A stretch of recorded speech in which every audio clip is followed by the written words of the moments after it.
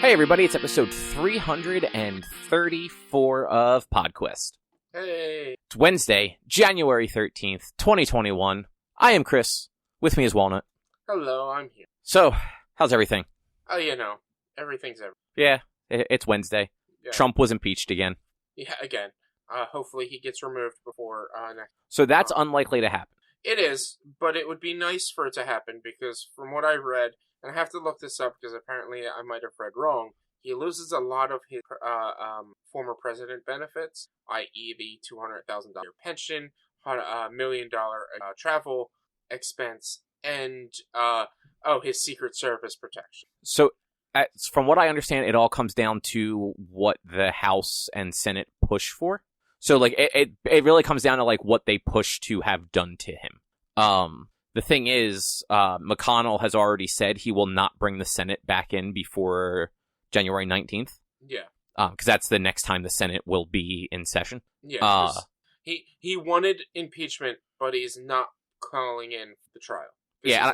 Well, yeah, I mean, he is. But if you think about it, it's actually the right move. So if he's not willing to make that happen, like, before the inauguration, then the House will have to do it afterwards, which means the Senate will be majority controlled by the Democrats, which means it's actually more likely to pass, since last time it didn't. Like, he was acquitted.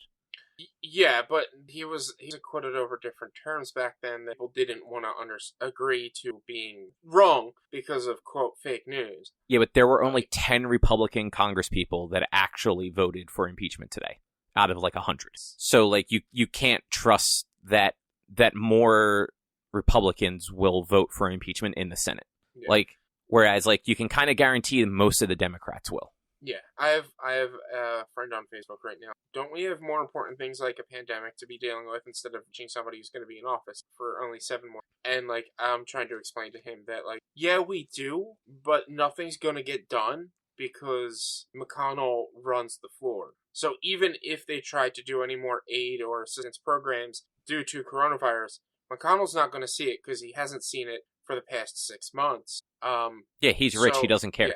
Until not see it as in because he doesn't get the money. See it as in he won't even allow it to go onto the Senate floor. No, I know what you meant. I just meant he's rich. He doesn't care about anybody but himself. Exactly. So, like, there's no point in them trying to pass bills or anything that will aid that because you have a president who's not willing to sign any, and you have a GOP chairman who's not willing to allow that to be talked about. It might as well just impeach a man again.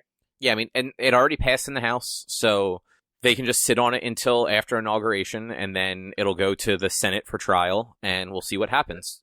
That's the question I was trying to search, because I read that you can't be impeaching president, but he is already impeached. Does the trial happen? I mean, it will still have to happen, because it'll basically be a trial to determine if he is suited to ever run again.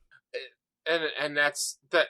Yeah, maybe. I have to do some research because, like, Tricky Dick Nixon, he resigned before he was impeached. So, like, I don't know if, like, the impeachment, like the trial was something that he resigned before that then they didn't have, or if he resigned before they even passed the bill to impeach. Yeah, honestly, I don't know much about, like, that side of it, but from what I was reading, like, a New York Times article, and, like, it sounds like regardless of when it goes through, if it somehow managed to go through prior to the 20th, it is looking for him to be removed from office immediately and barred from ever running for office again. Yeah. If it goes in after, it'll just be looking to bar him from ever running for a federal office again. Yeah, and hopefully they can push. He does not. I don't want my taxpayer to go towards fucking Donald Trump. Yeah, no, that's. And he doesn't deserve protection. I had somebody on Facebook. I shared a post. They turned. I was like, "See, I don't like that's not going to happen. But even if it does, it doesn't mean he doesn't deserve these rights." I'm like, "No, I don't want my money going towards him. I don't." And they're like, "Well, I don't think he cares about the money. I don't care if he doesn't care about the money. And it doesn't matter if he cares about the money. He still gets it, and he'll still use it. Yeah. He's that sort of a piece of shit. But frankly, he's not retiring after this. He's going to go back to his business that he had before. Yeah. He'll have plenty of money because he doesn't pay taxes. Yeah. And he can hire his own personal security at that point, which he probably already had anyway. And that's what I said. Like, I turned around, I was like, look, because this guy's like, he doesn't care. He probably doesn't care about the money. I'm like, then, I don't care if he doesn't care about the money. I care about the money. I don't want my money going towards him. He doesn't deserve the protection. And he's like, well, why doesn't he does deserve protection. He's probably going to get assassinated. And I'm like, if there was an attempt on him before all this, then there's probably not going to be one after all that. Yeah, because frankly, also, it's his supporters that push for that. Like, there are left-leaning people that are radicalized like that, but, like... Yeah. And then I was like, but also, if he doesn't really care about the money, he can hire his own crew. He can hire his own protection squad. It's that simple. He doesn't deserve any former president perks. How he's destroyed this country. Yeah. But you know what? Let's talk about other stuff. I just need to add something down near the bottom of the outline real quick. Well, while you're adding something down near the bottom of the outline, we're going to talk about the top of the outline with our first news topic. Marvel is apparently planning a clone saga that's going to be centered around Miles in Miles Morales Spider-Man. Yeah. Apparently, it starts at issue 25, an extra-sized anniversary issue, which should be releasing in April.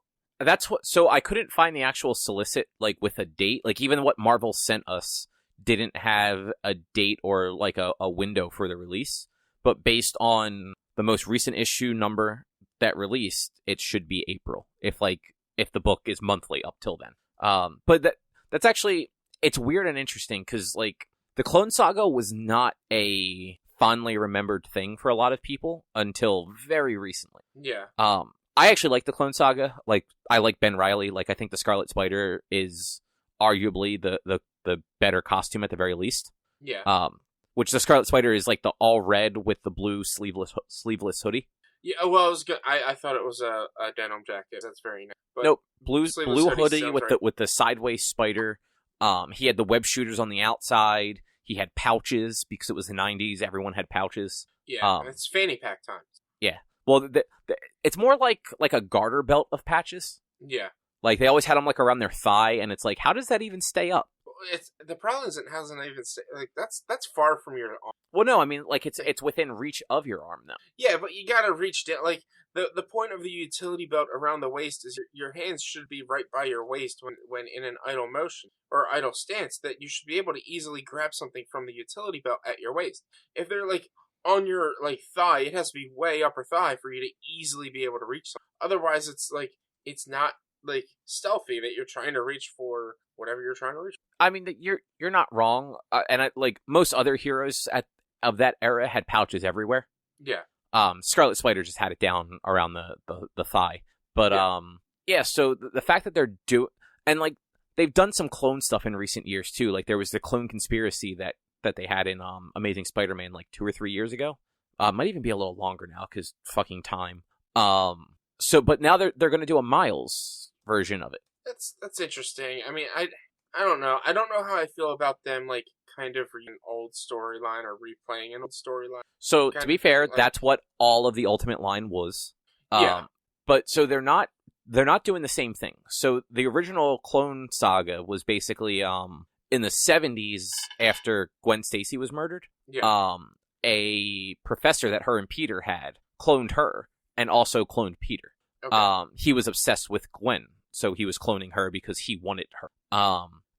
Yeah, and that led to, like, this whole kind of debacle there. In the 90s, though, there were other clones that showed up too. And it basically it came down to the original clone and Pete didn't know who was actually the real clone and who was the real Peter. So at one point they thought that the one that had assumed he was a clone the whole time had actually really been Peter. So they swapped places. And Pete actually left with MJ to try and live their lives. And Ben Reilly stuck around in New York as the Scarlet Spider. And, well, he actually took over as Spider-Man. He wore a different suit. He wore, like, a more Spider-Man-y suit, but it was also very 90s at the same time. Yeah. And then by the end of that arc, you find out that Ben was actually the clone all along.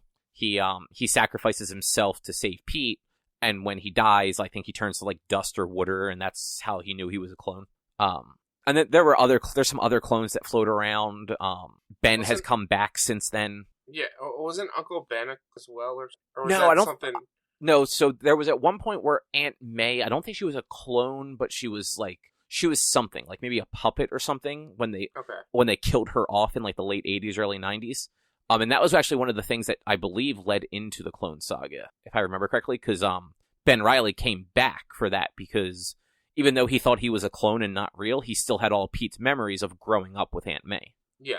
But so this one is like the Miles version of it is actually going to spin out of the last like year or two of his solo series, where he's been abducted a few times by this thing called the Assessor, I believe, who just keeps putting him through weird tests.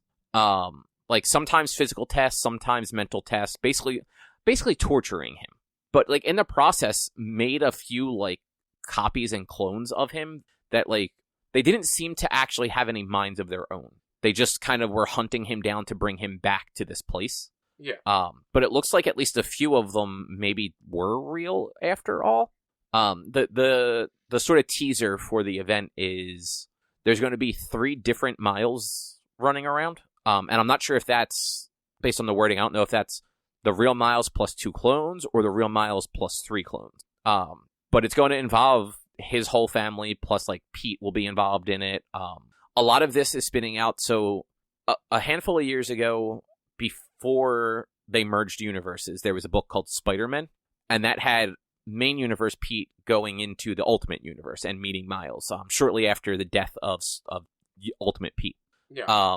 And then at the end of that, it had Pete getting home and then Googling Miles to see if there was a 616 version of Miles, and it kind of ended there on that cliffhanger. Fast forward to the worlds being merged together, and one of the last things that Bendis did before he went over to DC was Spider-Man 2, the sequel, where he actually introduced the 616 version of Miles, who turned out to be like an adult criminal that actually like came up with the Kingpin. Okay. And he, at the end of that story, he ends up getting himself into the reestablished Ultimate Universe after Secret Wars. And I don't know what, like, they never show us what happened between then and now, but shit apparently went bad, and he came back to like the main universe and spent a lot of time trying to send Miles and like everyone in his life that was part of that old universe back to their old universe. Okay. So I think that's going to play into some of what this new Clone Saga is going to be about. But like the last little bit of the press release that Marvel sent was the line editor basically going, if you thought the first one was controversial, wait till you see what we're going to do now. So it just makes me wonder, like, you're not going to try and replace him with a clone again, are you? Like, well, was it controversial because some old scientist was obsessed with a teenage girl? Well, she wasn't a teenager. She was an adult. Oh, okay. Like, she was in her 20s, most likely. Late teens, early 20s. Okay. Like, I mean, look, it's not okay. Like, he was their professor. But, like, yeah, exactly. She wasn't a child the way you just made it sound. Like, it was ethically wrong, not morally. Legally wrong, I think. Yeah. Because, like, while, like, that's frowned upon, like, he's not going to go to jail for it. He's just going to lose his job. Yeah. Whereas if she was actually, like, a 17-year-old, like, he deserves to go to prison. Yeah. He's a gross human. But yeah, so that whole part of the Clone War, like, Clone Saga was in the 70s. Like, that isn't what was, the 90s shit is what was controversial. Okay. But just because, like, they replaced Pete with Ben, well, some people didn't like that, and then, like, it went on for, like, multiple years of, like, Ben Reilly was Spider-Man. And then they bring Pete back and kill off Ben and be like, oh no, he wasn't really the clone. Oh, well, this is gonna be weird. Yeah, Pete's been the real Pete the whole time. Surprise! But yeah, I'm at least interested to see what happens, just because that Miles book has been pretty good lately. Yeah.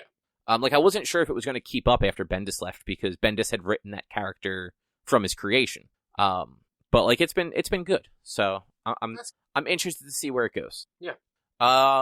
Keeping kind of in the comic book area-ish, comic book adjacent. Marvel adjacent, or Marvel news. Yeah, Marvel adjacent's the better thing. There's some MCU stuff that's kind of happened over the last week or so. Deadpool 3 confirmed to be happening with Marvel, part of the MCU, and it will be R-rated. I'm excited to see how, like, obviously because it's Deadpool 3, but it's part of the MCU. Deadpool 1 and 2 are canon, but how are they going to make Deadpool 1 and 2 canon with Deadpool 3 in the MCU? Like, is it going to be a merging of worlds type of thing? Like, is this something that Doctor Strange and the Multiverse of Madness we'll get into, like, how like, we are, right now, don't have any information. Release date started. Script was in the works with Ryan Reynolds. Yeah, so that, like, there really isn't any... Yeah. Like, it's not coming anytime soon, because we've seen their slate of movies for the next, 3 or 4 years? Yeah. I think it's either through 2023 or 2024. So, like, we're not seeing this for quite a while. But with all, like you said, like, between the Doctor Strange movie, the rumors for the Spider-Man movie, and not even just the rumors, the confirmations, like, they're definitely getting ready to mess with multiple universes and everything. Yeah. So something like that would work. I copied down the quote from Kevin Feige at, it was a Collider interview that he said this. It will be R-rated, and we are working on a script right now, and Ryan's overseeing the script right now. It will not be filming this year. Ryan is very busy, very successful actor. We've got a number of things we've already announced that we now have to make, but it's exciting for it to have begun. Again, a very different type of character in the MCU, and Ryan is a force of nature, which is just awesome to see him bring that character to life. It makes sense to have, like, Deadpool is one of the most popular characters, like, and the fact that Disney and Marvel have the rights, it just makes sense to keep the character, keep the actor, keep it all. Yeah, no, I definitely agree with that. Other thing, so with WandaVision coming out soon and all that, Kevin Feige's been on, like, a bit of, like, a media tour, it seems. Yeah. During an interview, I believe this was with IGN, he confirmed that there are not going to be any Avengers movies in there are no set plans for an Avengers movie in Phase 4. So we're likely not seeing that sort of team-up film anytime in Phase 4. But when asked about the future of the Avengers, he did say, I would have to think so. I would have to say yes at some point. So... I mean, yeah, it makes sense. Like, they have a lot going on right now with the series that, like... And they're introducing a lot of new characters, new places. They have the ability to bring... I mean, they did confirm they were working on a Fantastic Four movie, but, like, they have the Fantastic Four to use now. They have the X-Men. They're bringing in the Eternals. You still have another Guardians movie in the works, plus all the solo movies that we already know about, all the Disney Plus series, all those, like, younger heroes, between, like, having Kate Bishop in the Hawkeye show, Ironheart. I feel like there was another young hero one, but I'm spacing on it. Maybe not. Kamala, Miss Marvel. Right, Miss Marvel. There you go. That was one I was missing. Yeah. Like, they're definitely, they have a lot of moving parts, and it makes sense to maybe not want to jump right back into trying to do another Avengers movie, because then it's like, who do you use? Yeah, it's... who's the Avengers now? The two main ones are dead. Yeah, well, and that's the thing, like, do you use the team that was left over at the end of the last one? I mean, what is that team? Two of the three main ones, or basically the entire original cast besides Hulk and three of the 6 original Avengers are dead. Well, Cap's technically not dead, but I mean, he's as good as dead, and who knows? He could have died as soon as he handed Sam the shield. Yeah, he could have. You don't know. So it's like, and as of right now, they're still building the story of Sam being accepted as the new Captain America with Falcon and Winter Soldier, and like, they have so many other stories that they need to tell that it makes sense to not branch out into this whole team up or into an Avengers film and make that, like, a big thing. Like, I feel like these 4 finale, the big, like, quote team up thing might be probably Fantastic, or something that wraps up an original Avengers cast, like Thor, the new Thor movie. Yeah, maybe it's going to be weird, because if you think about it, phases 1 through 3, the sort of, like, binding force through all of them really was Iron Man. Like, he wasn't necessarily in every movie, but he was part of him was in almost all of them. Like, between the 3 Iron Man movies, the 4 Avengers movies, he technically was at the post-credit scene of Hulk.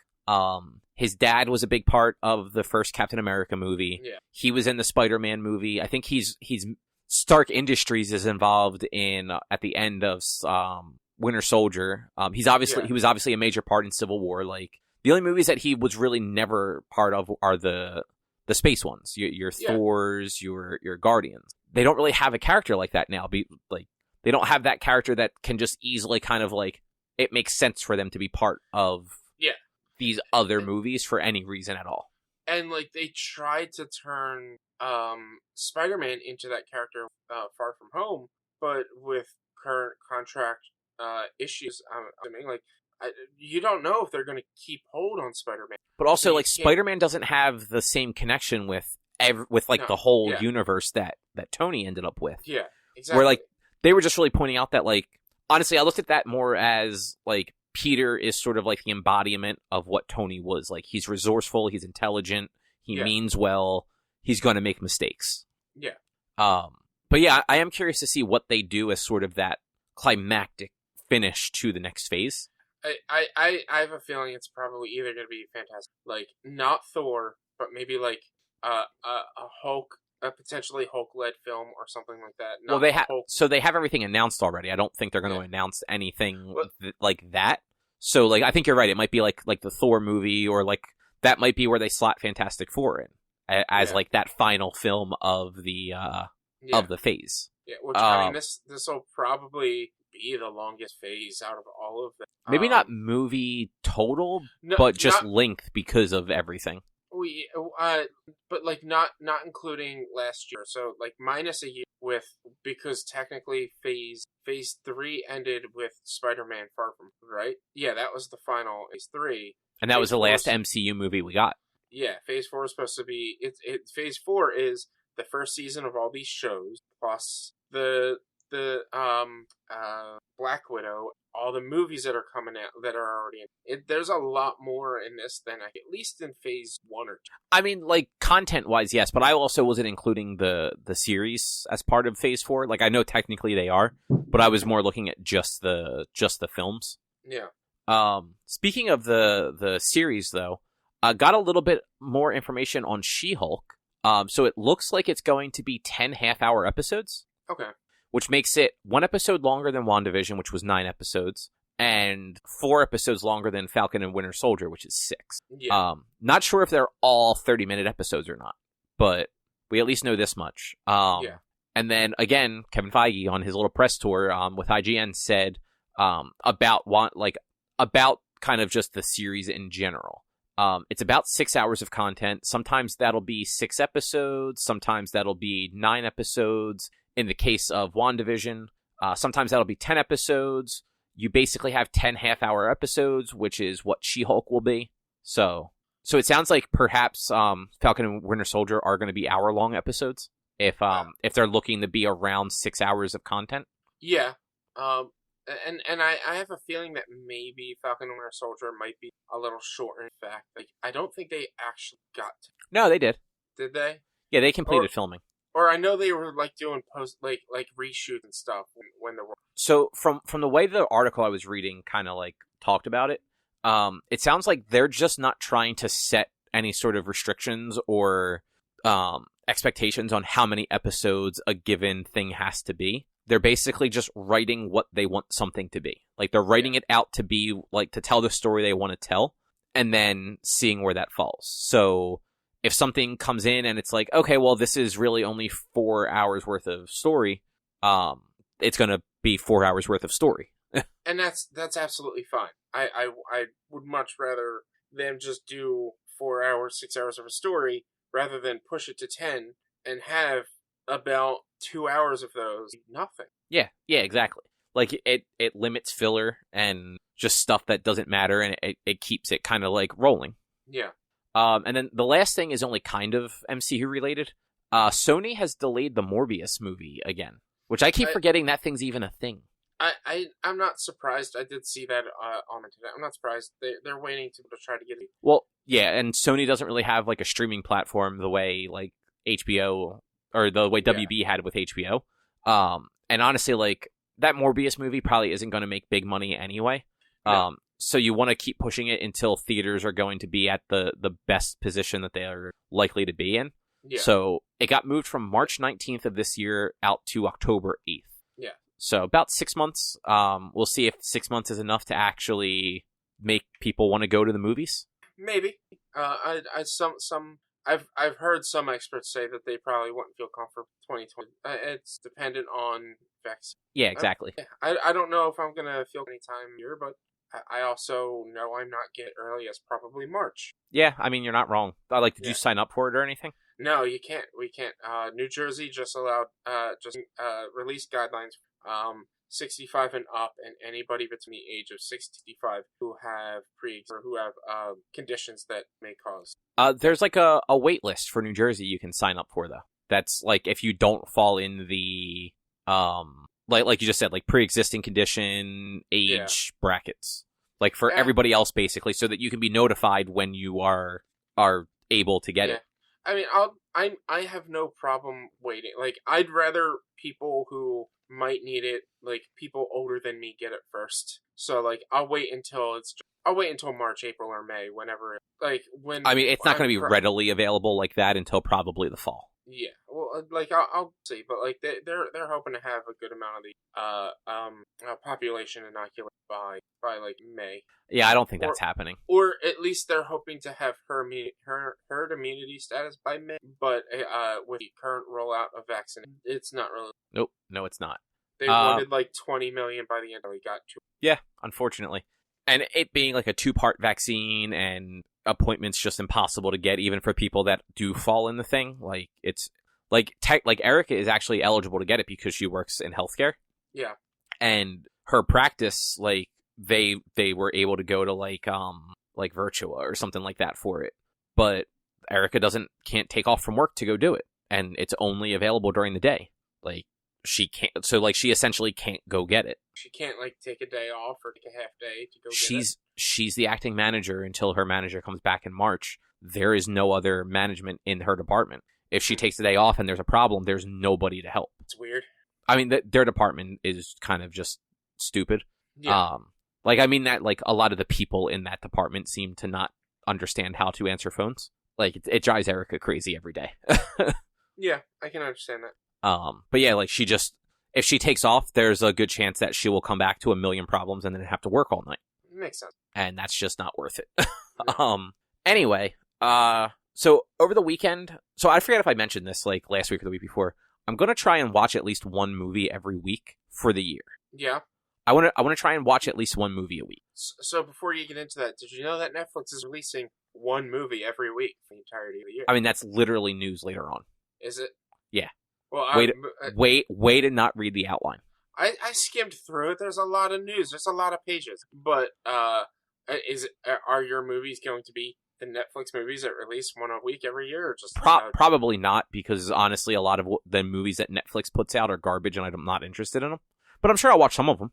Yeah, I was thinking about doing that. Like, I kind of want to just watch all their new movies because, like, some of them are Netflix originals, some of them are movies that they got from like other sources. But like, yeah, I was like, I kind of just want to watch them all and see how good they are. Like, apparently some of them are good, but like plenty of them are not.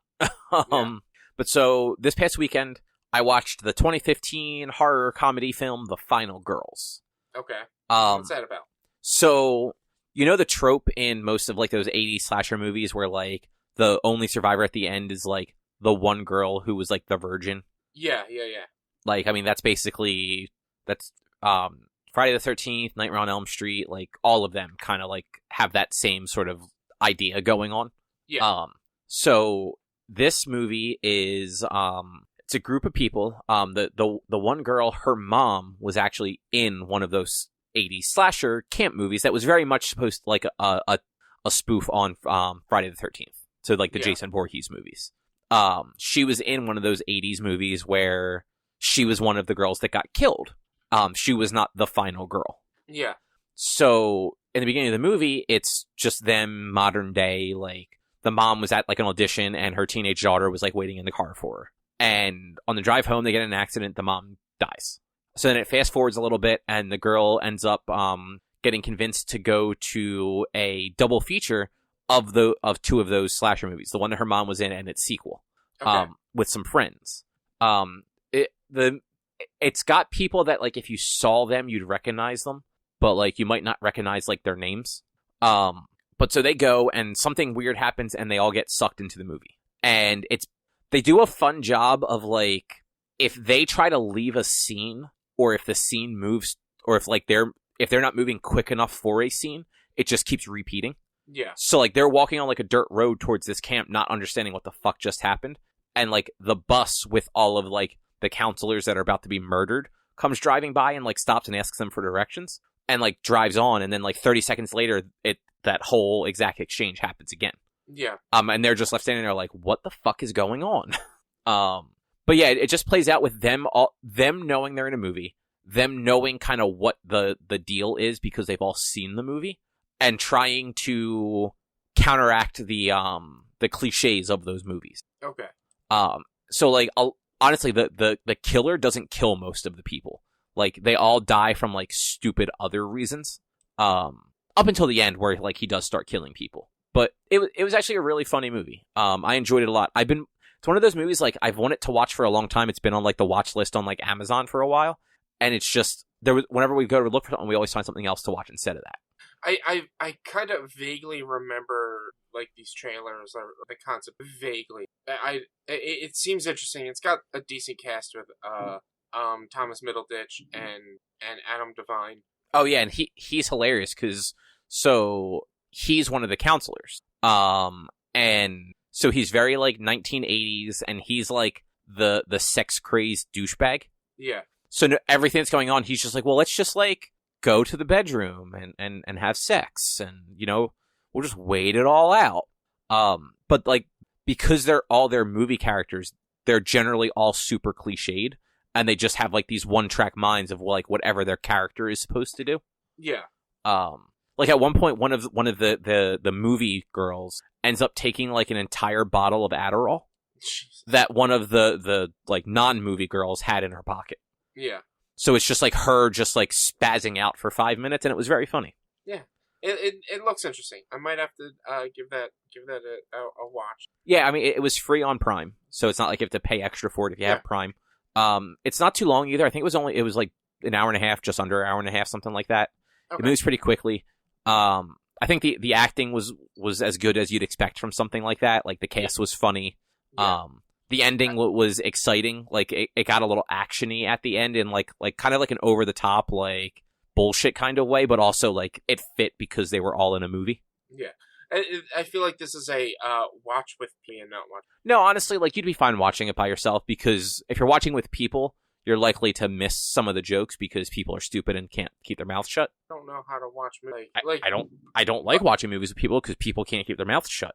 I've never had that problem. I mean, to be fair, I don't watch a lot of movies with people, but generally people suck. I mean, you watched your wife. Yeah, but she doesn't really talk, and she just she plays on her phone or plays on the Switch when she's not interested in the movie. But it looks interesting. I'll have to check it out. Yeah, it's definitely worth checking out.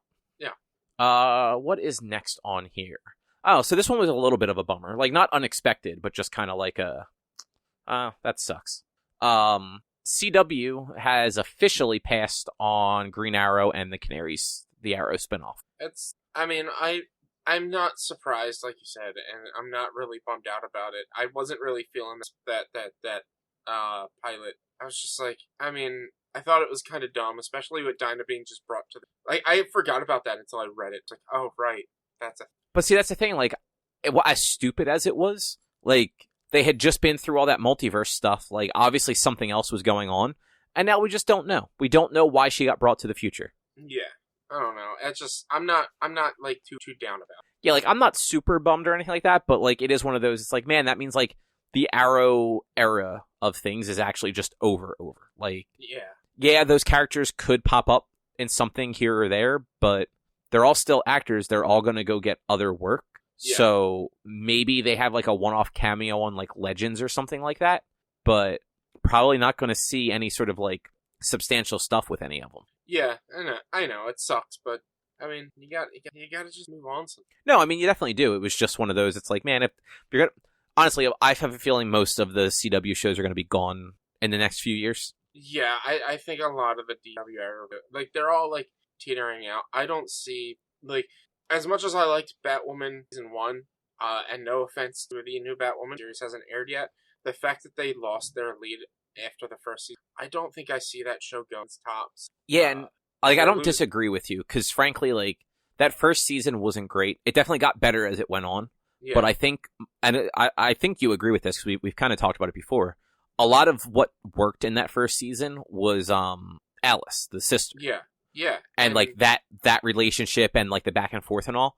So without Kate being there as Batwoman, that relationship doesn't work. Like, that character loses a lot of its relevance and interest. Yeah. Yeah. So and like there, like, Supergirl is over after the season. Like, yes, you're getting Superman and Lois, but I unfortunately don't see a lot of these I would like to be into. Yeah, because like sucks. Did you ever watch Stargirl? I watched a few episodes. I never got fully into it. And Honestly, like, when you have time, like, I would go back and try and watch that. I believe it's all on HBO Max at this point. Or if not, it's definitely on the CW app. I believe it's on both. I think it's on both. Like, that was actually a surprisingly good show. It definitely took a little while to actually get interesting, but like by the second half of the season, like, I was definitely like, all right, I want to see where this goes. Yeah. But like the Flash has definitely waned a lot. I think Legends has generally actually been good year after like their first season. Yeah. Like, the first season of that show was the weakest, and it's had its dips, but it's never been like a full season dip. The good thing about, I think the thing that like redeems Legends is that the cast is always ever changing. Although I wasn't really a big fan of that back at the beginning of it, and I'm now seeing like, that is good, because it's always fresh faces that you're seeing in the show. Whereas like when you've got, like, for instance, Arrow or Flash, where you've got Team Arrow or Team Flash, always the same characters, the same actor. Even like, when they add to it. Yeah, like it's not that same. And then like they lose a lot. Like, they lost Wally West. Like, he's not a mainstay, and he was a great character, and it sucks when you lose like some of the better ones. And, yeah, that's a shame, because apparently like that actor just wasn't feeling it. Yeah, and I get it. I understand if you're not feeling a part, or you want to push different.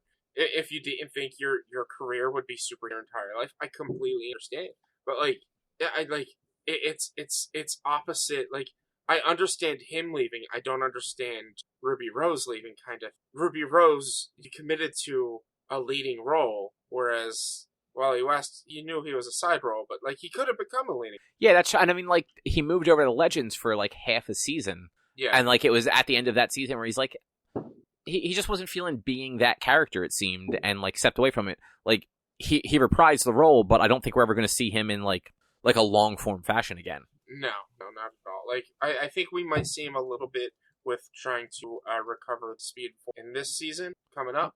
Maybe. But yeah, I don't think we're gonna. We're probably not gonna see a lot of it. Occasional reprisals as like during this the crossovers. Yeah, exactly. And as far as like some of the other shows go, like we don't.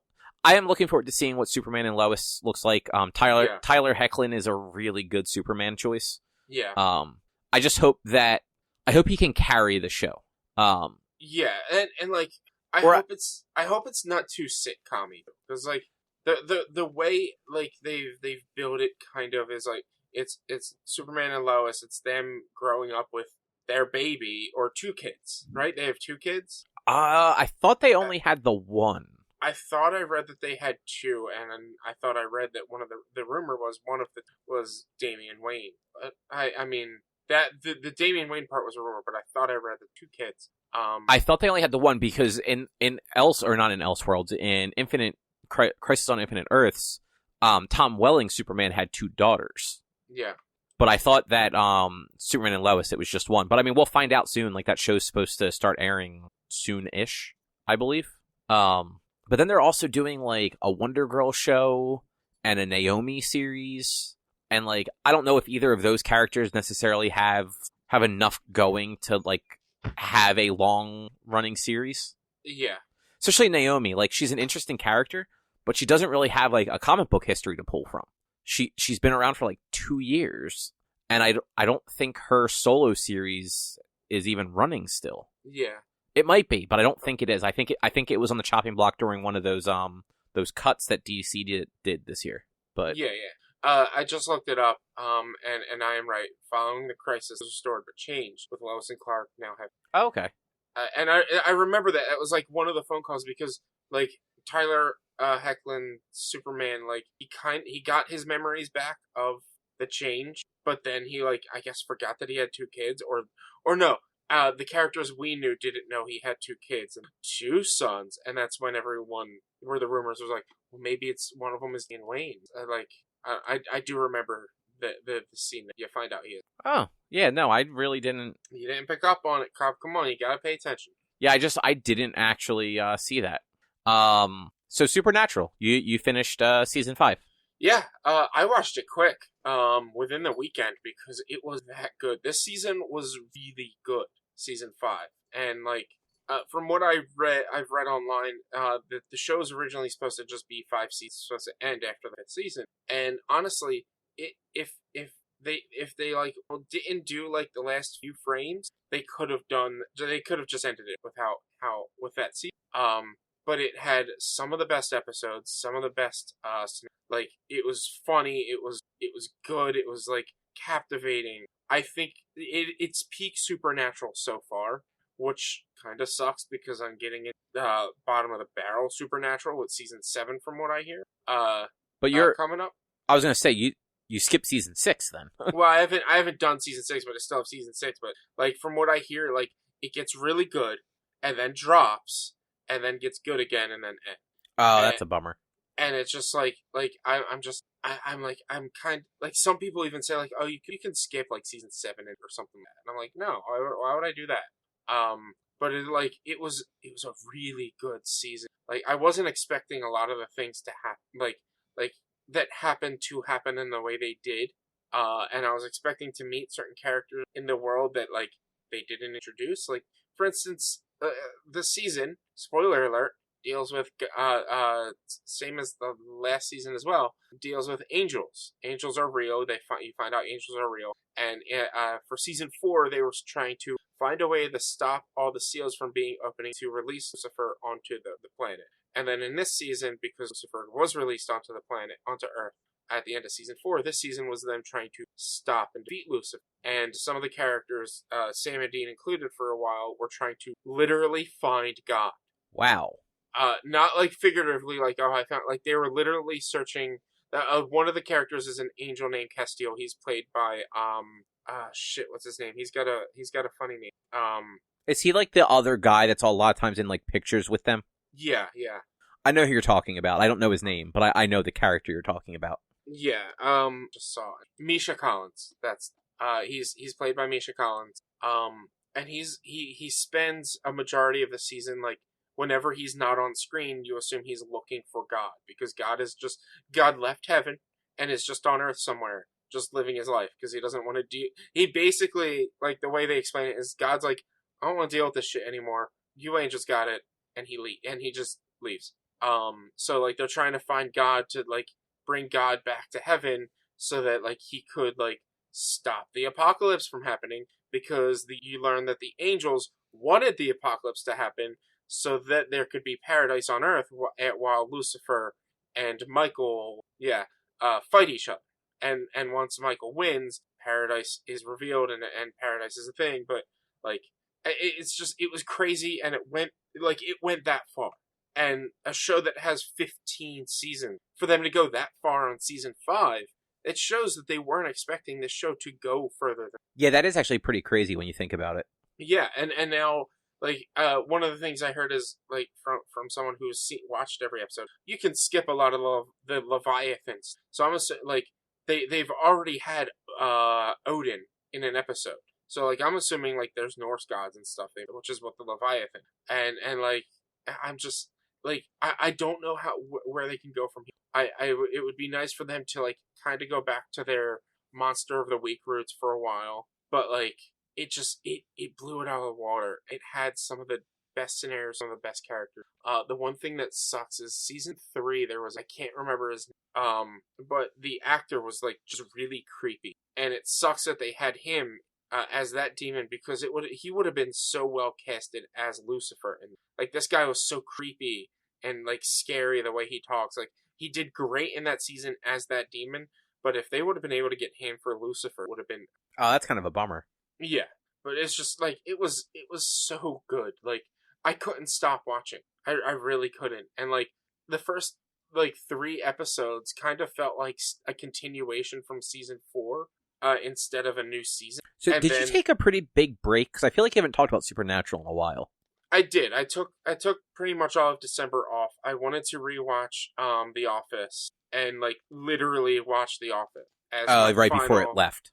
as my like basically goodbye of The Office on Netflix. And it's like that's something I kind of wish I knew that or realized that like Parks and Rec were leaving because I would love to have had done that. Oh, I didn't know Parks and Rec left Netflix. From Netflix in September. Really? Yeah, it hasn't been there in a long time. So I don't watch stuff like that on Netflix. So I just didn't. Like, I had no reason to know that. Yeah, I mean, I mostly had that on for like nighttime stuff to go to bed, and now I'm running out of stuff to watch. I literally watched all of Forged in Fire, which is that knife and sword blacksmithing competition show.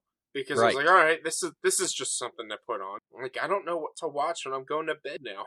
Yeah, see, I don't need background noise to fall asleep, so I just go to bed like a normal human being. I mean, a lot of people need, not all. No, you're fucking broken. But yeah, so I took a break to rewatch The Office, and then I watched a couple of other things that I had been meaning to watch or like fell behind on because I was watching Supernatural, and others. I took the break, and it was much needed because I probably wouldn't be this ecstatic about season 5 if I had just. Yeah, no, I mean you're probably right. Like if you hadn't taken a break, it would have probably just been more like, oh, more Supernatural. Yeah, and if just like they could have ended this show season 5 and it would have been fantastic, but I understand why they pushed it forward because it was probably getting great reviews, really good final season. To just, you know what, let's just keep it going. Let's just see where this dragon can go in 10 more goddamn seasons. Yeah, that show really did just go on and on forever. Yeah. Where were we? Oh, so this one's a little interesting.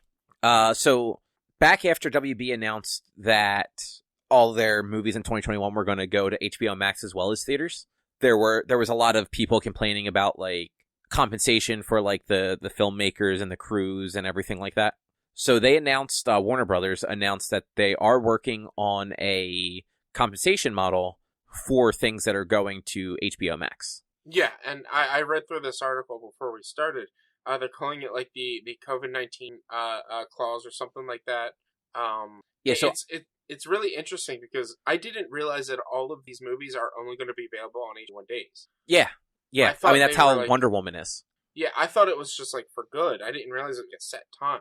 Yeah, no, it's 31 days, and then it'll finish out its theatrical run, and then presumably sometime shortly after home media release, it'll also get put back on HBO Max for at least a period, because they want to try and make money off of physical media too, so they want to make sure that it's not just available for streaming immediately. Yeah. But anyway, I'm just going to read through the article real quick, because it is actually kind of interesting. So this is from IGN, where they say, according to multiple reports, Warner Brothers is working on deals for new payments to filmmakers and their crews because of the studio's unprecedented move to make all 17 of its theatrically released movies in 2021 available concurrently for a 1 month exclusive window on HBO Max. The deals will be based partly on HBO Max streaming fees, and as stated by Bloomberg, will guarantee payment regardless of box office sales, and to increase the odds of performance-based bonuses. Per the Bloomberg piece, anyone entitled to a bonus will receive one at half the box office revenue that would normally be needed to trigger a payout. And if more theaters close down, the threshold will fall further, a stipulation called the COVID-19 multiplier, which is what you were just referring to. Yeah. Those who would normally participate in profit from box office receipts will continue to do so, as well as benefit from on-demand and online sales. Cast, crew, and profit participants will get paid out from the fee that HBO Max will pay Warner Brothers for a particular movie's 31-day window. This new payout structure may work to appease monetary gripes, but it most likely won't assuage the creative objections levied by directors like Christopher Nolan and Dune's Denis Villeneuve, maybe? As the latter has accused Warner Brothers of having no love for cinema, and former called HBO Max the worst streaming service. Right now, according to The Hollywood Reporter, Legendary's Godzilla vs. Kong which will release on HBO Max and in theaters on May 21st, is at the heart of the current negotiations. According to Forbes, Warner Brothers recently blocked a deal that would have seen Legendary sell the film to Netflix for $225 million right before the announcement was made that the studio's 2021 film slate was headed to HBO Max. Yeah. So yeah, like, there's a lot there. I think it's funny that Netflix tried to buy the Godzilla movie. I'm not surprised. I'm not really surprised not. either. I think it's funny. Yeah. But I think that's interesting that they're basically going to do, like, the back end payouts that, like, a lot of actors and directors and stuff like that get. Just based off of a lower, like, gross of a movie, as well as, like, whatever it makes through streaming. Yeah. Because, like, the one thing I've never really been able to understand is, like, how does a platform like Netflix or HBO actually make money off of original content? So you figure, like, my $15 a month to HBO gets me a ton of content that, like, I'm never going to watch, to be honest. Like, there's a lot of HBO series, like, original series, that I just have zero interest in. But, like, they're still spending a lot of money to make those, as well as paying, like, licensing deals and contracts for all of the other movies and shows and stuff that they get on there. So, like, how do they make money? It's the I mean, the best way to put it's the Planet Fitness. Planet Fitness stays open, people paying without using their facilities, and eventually keep paying and never stop. It's like Final Fantasy 14 with me. It's me with HBO. Like, I'm sure they have a lot of people watching these things, but they get a lot more people to sign up and probably not old. Yeah, no, I mean, you are most likely correct in that. It just seems wild to look at like a service like that, or like Netflix, where they're just pumping out original content and also paying licensing for other content. And it's like, yes, I know there are millions of subscribers and you're making tens of hundreds of millions of dollars. Yeah. But, like, you're also spending millions to make and license that content. Like, how are you actually making money? Is like where is the actual profit margin for any of these companies? Yeah. So you have like your Hulu, they have advertiser revenue. Either you pay them extra for no ads, or you suffer through their obnoxious ads, but they're making more money off of those ads, or at least some money off of those ads. So it's just like, it's fascinating that any of these platforms actually makes any money. Yeah. It's kind of what I'm getting at. It is. But, like, I think it's cool that they're at least offering these people money on the back end. Frankly, like, most of them make a lot of money already. Like, I do not really feel bad for the directors and actors who make millions of dollars for a thing when, like, the cast is making, probably around what I make. Not the cast, the crew. Yeah. I mean, it's all the, like, the beside, like you said, the crew, the behind the set, like, they're the ones that were losing out on a lot of, like, the actors, actresses, directors, producers, they all got their money before the movie finished. Yeah, and don't get me wrong, like, they all deserve to get paid. But, like, frankly, like, they don't need an extra $10 million on the back end because the movie made $1 billion. Like, no. I don't get extra money if something goes well at my job. No, neither do I. I need to get my work done by the end of the day. Otherwise, I just need to get my work done by the end of the day. I work and I get it done by the end. If I don't get it done by the end of the day, I have to do it the next day. I don't get to stay late generally. I don't get a bonus for staying. I get overtime, but I don't get a bonus. So just get it done. That's how the normal world works. Yeah, exactly. And as far as like the Christopher Nolan stuff goes, I think that guy's a pretentious douchebag. So fuck what he thinks. Yeah, like we've been over this, that we haven't seen a lot of his movies, but I am generally a fan of him. But like he can like eat a bag of dicks. Yeah, pretty much. So you spoiled this earlier. Netflix is planning to release a new original movie every week in 2021. Yeah. In total, they're going to release 71 movies this year. Yeah. So some weeks there'll be more than one movie. Yeah, and so these movies are going to include like bigger names too. So they have The Rock, Gal Gadot, Ryan Reynolds, Chris Hemsworth, Lin-Manuel Miranda, Melissa McCarthy, Halle Berry, Jennifer Garner, Jason Momoa, Leonardo DiCaprio, Jennifer Lawrence, like people that you're used to seeing in the movie theaters. Yeah. And I know like those first three names, they're all in a movie together. Yeah. I think it's called Red Notice. I'm not sure. I haven't really looked into. So I can't remember. I've seen stuff on like Twitter and all about it, where like I think they just finished filming it like late last year after it having to be shut down for because of COVID earlier in the year. Mm-hmm. But there was like a funny anecdote where they went out of their way to get this very rare, expensive sports car for a scene, only to find out that the Rock didn't fit in the car. So then they had to figure something else out. Yeah. And I'm assuming the Chris Hemsworth movie is a sequel to that one. Oh fuck! What was that movie that he has a Netflix original movie out right now? And I remember seeing that there was supposed to be a sequel to it. See? Yeah, he's like a soldier or something. I think it might actually be what's his name? The Thor director. Taika Waititi? Yes, him. Thank you. I think it might be something that he worked on with him. Extraction. It's something I've been wanting to watch. I completely forgot about that. Yeah. Right. I thought I saw that they were working on a sequel to that, so that might be the Chris Hemsworth movie, but I'm not 100% sure. I'm not sure. I mean, I just found that. So it didn't list all the movie titles. So Netflix actually released like a little sizzle reel that showed a bunch of the movies, but you'd actually have to like watch the video and try and catch them to really note it. Either way, like 71 movies from them in a year is pretty insane. Yeah. Even if a lot of their movies I'm not interested in, that is a lot of content. There's about 13 horror/thriller movies. I mean, that doesn't mean that they're good. I mean, are they ever good? Sometimes, but like honestly, like a lot of times, like the Netflix original movies just don't interest me. Like the plots don't interest me. Like nothing about them seems good. There's a friggin' western. The Harder They Fall. There's two music at least. And probably 30 new Adam Sandler movies. Well, let's see. There are 1, 4, 5, 9, 10, 12, 21. There's 21 comedy / for the whole family movies. I combine them. So probably there's a Rise of the Teenage Mutant Ninja Turtles. So he might be Casey Jones in that. God, I hope not. But yeah, I'm interested, and like we said earlier, like I was thinking of trying to find their release schedule for these films, and I kind of want to watch each one just to just check Netflix once a week and see what movies are on there. Yeah, but sometimes they release like movies that aren't those or whatever. Well, there's a category of Netflix original movies. Look, I want to just find their like release schedule. God, stop being lazy and just do a little legwork, man. I'm doing more legwork than just going to Netflix. I mean, are you though? I don't know. I don't know. I'm probably not going to do it. I already have one movie marathon going on. Yeah, that's really about to. Isn't that about to end because you're running out of movies? Nope.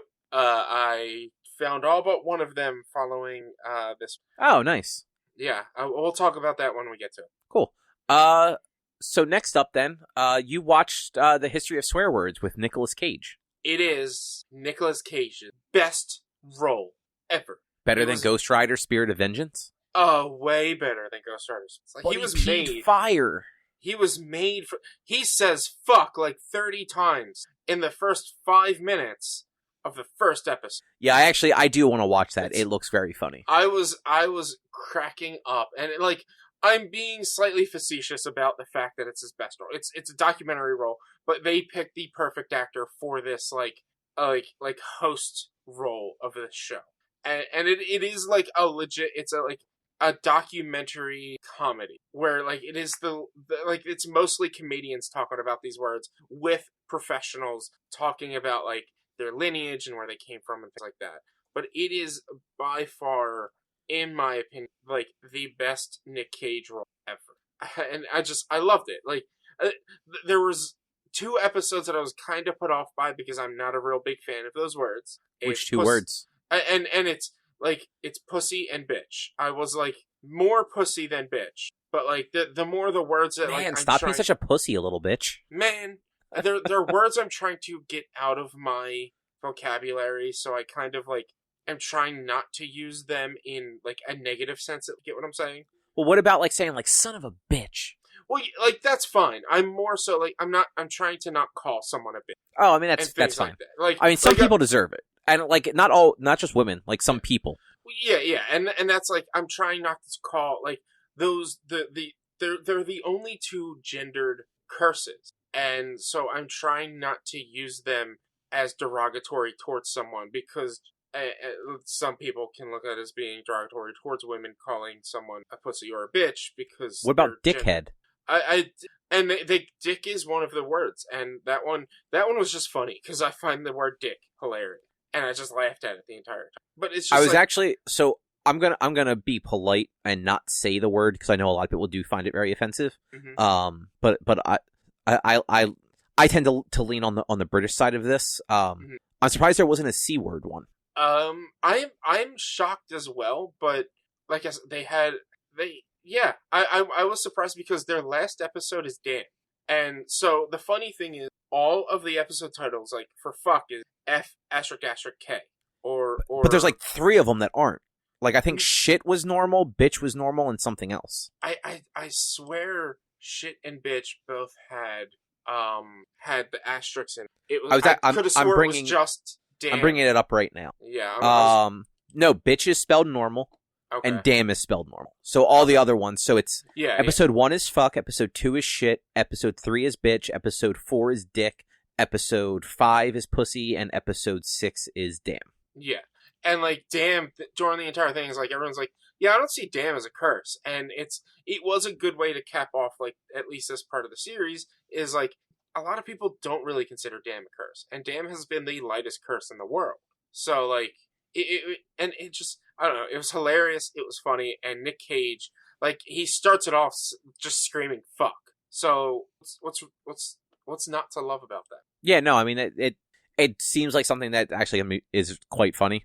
Yeah, and I do plan on trying to watch because I didn't realize the episodes are only 20 minutes long, so it's not like they're long. Yeah. No, they're quick episodes. Like it was just something to watch in between things. Really well. Cool. So we actually both watched this next one. Yeah. Also a Netflix documentary style series, Death to 2020. It's a mockumentary. Come on now. I said documentary style. Yeah. It had me cracking up the entire time the way that like they tackled tough subjects in the best way possible. Yeah, and I think they walked a really good line when it came to the ridiculous stuff and actually like being kind of like over the top and stupid funny about it. Yeah. And also reeling in for like the like actual serious stuff. Yeah. Like all the Trump bullshit in the beginning of the year and the election like stuff, like they were just pointing out how big of just a fucking debacle it all was.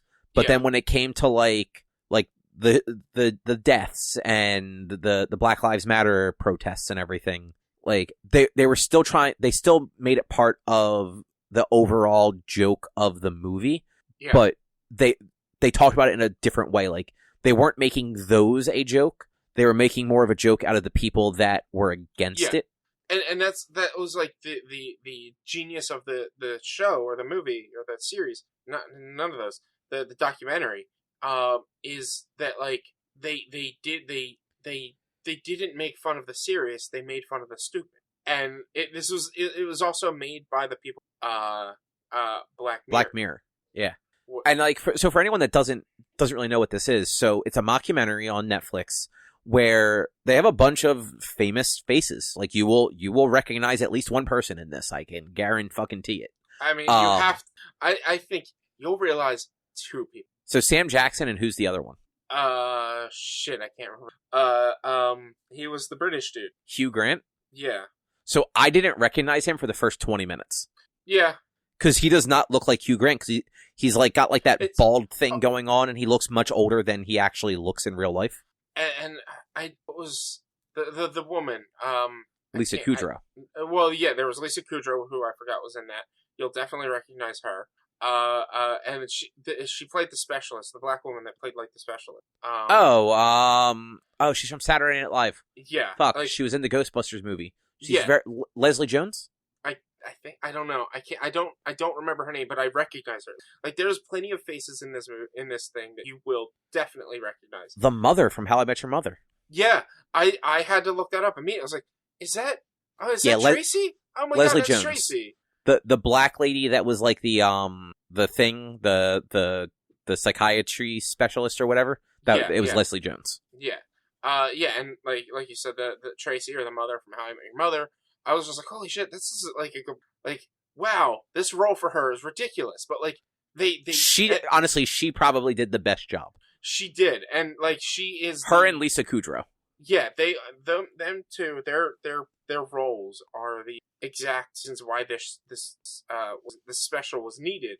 They are the roles making fun of the stupid. Yeah, but then you also had Joey Kearney, something like that from Stranger Things, Kumail Oh, Nanjiani, yeah, um, yeah, Lawrence Fishburne was the narrator. yeah, But the idea of this, it's a mockumentary. All of these famous people are playing roles in it as, either like a specialist or a reporter or a doctor or Kumail like Nanjiani is like a like a Silicon tech Valley CEO. tech CEO who bought out an entire mountain, hollowed it out to have his secret hideaway base. Yeah, it's all really dumb, but also really funny. And Yeah. like the whole time they're just poking fun at stuff. Like I liked in the beginning of it when they opened up with the Australian wildfires, and like they explained, I forget the exact wording, but it was something along the lines of fire is a highly aggressive form of hot air. Yeah. It's like, fucking what? Oh, when they did the Boris Johnson stuff where he got a procedure to be black for a bit, and I thought that was like ridiculous. I was like, this is amazing and hilarious. And it's like, oh, but he went to his original body again because he couldn't live that lifestyle or something. Yeah, and like at one point, like the one British woman that they kept flashing to that was just like an average person. Yeah. When they threw the statue in the water, and she's like, I can't believe they did that to the statue. It's going to drown. And she's like, wait, Yeah. the statue drowned, and they're like, statues don't breathe. They're like, oh, okay, so he swam to the shore. Yeah. Like, Yeah. the fuck? It was, and that's the stupid stuff that like all the regular people who know like a little bit of stuff see as like, this is the stupid shit we deal with for our entire lives, and why like, and that's the stuff that needed to be made fun of, and the people that make Black Mirror were the perfect crew to make a show like this. Yeah. Like, they're really good at that social commentary, social mockery. Yeah, and I will stand by what I said when we first started too. Like Lisa Kudrow and I believe her name is Kristen Milanotti, something like that. They definitely were the two best on that show. Lisa Kudrow as the non-official conservative spokeswoman, Yeah. where like she's just like having these conversations where like the Ukraine doesn't even exist, and then turning around and be like, yeah, but Hunter Biden like introduced his dad to Ukrainian business people, and then the documentary guy going like, I thought you said the Ukraine doesn't exist. She's like, I never said that. Yeah. She was great. And then Kristen Milioti, she was like the average She was your mom. everyday suburban soccer mom, is what she everyday described. suburban soccer mom, and it's just like Wikipedia has her listed as a Karen. Yeah, pretty and much. she's just like she's the person that when they see a black person like driving a car, like calls the police because she thinks it's a stolen car, and like they made fun of that whole thing. She believes everything she reads on the internet. Like she won't get the vaccine because Bill Gates wants to implant chips in everybody, and she did a wonderful job being just fucking batshit crazy. Yeah. It was all like just so well cast. It's worth a watch, especially like if you just need to it helps you vent from over the past year. Yeah, and it's only an hour. Yeah, and it was good. It was a good watch. You know what else was a good watch? I don't know because I literally you had to watch 5 minutes. I busy dealing with trying to get money to fix my heater. I sent it to you last night. Yeah, I was in the division with friends. You could have watched them before bed. I was worrying about my heater before bed. God, you're the worst.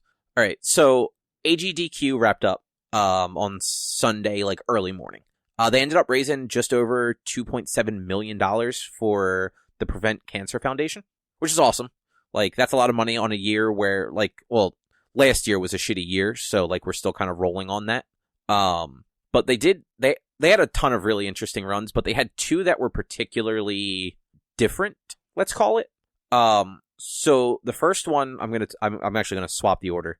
The first one I sent over to you that you didn't watch was somebody doing the seasides of Celeste, which Celeste had like 3 different types of levels. So you had your regular game levels, And then there were these things that they called B-sides, which were like alternate versions of those levels, but like more challenging. And then there were also C-sides, which were even harder versions of levels. Yeah. Like some of these levels were like you literally don't have a chance to land. Like you have to be able to go through this maze of spikes and never touch anything. And somebody did that. It's 8 levels. There's 8 C-sides. Somebody did it in like half an hour or something like that while using DDR dance pads. People are stupid. Yeah, like he had 2 like legitimate dance pads like from arcade machines. Not just like the fucking foldable ones you used to buy at GameStop back in the early 2000s. Yeah. And yeah, he fucking played all 8 of these levels. He didn't die that many times either.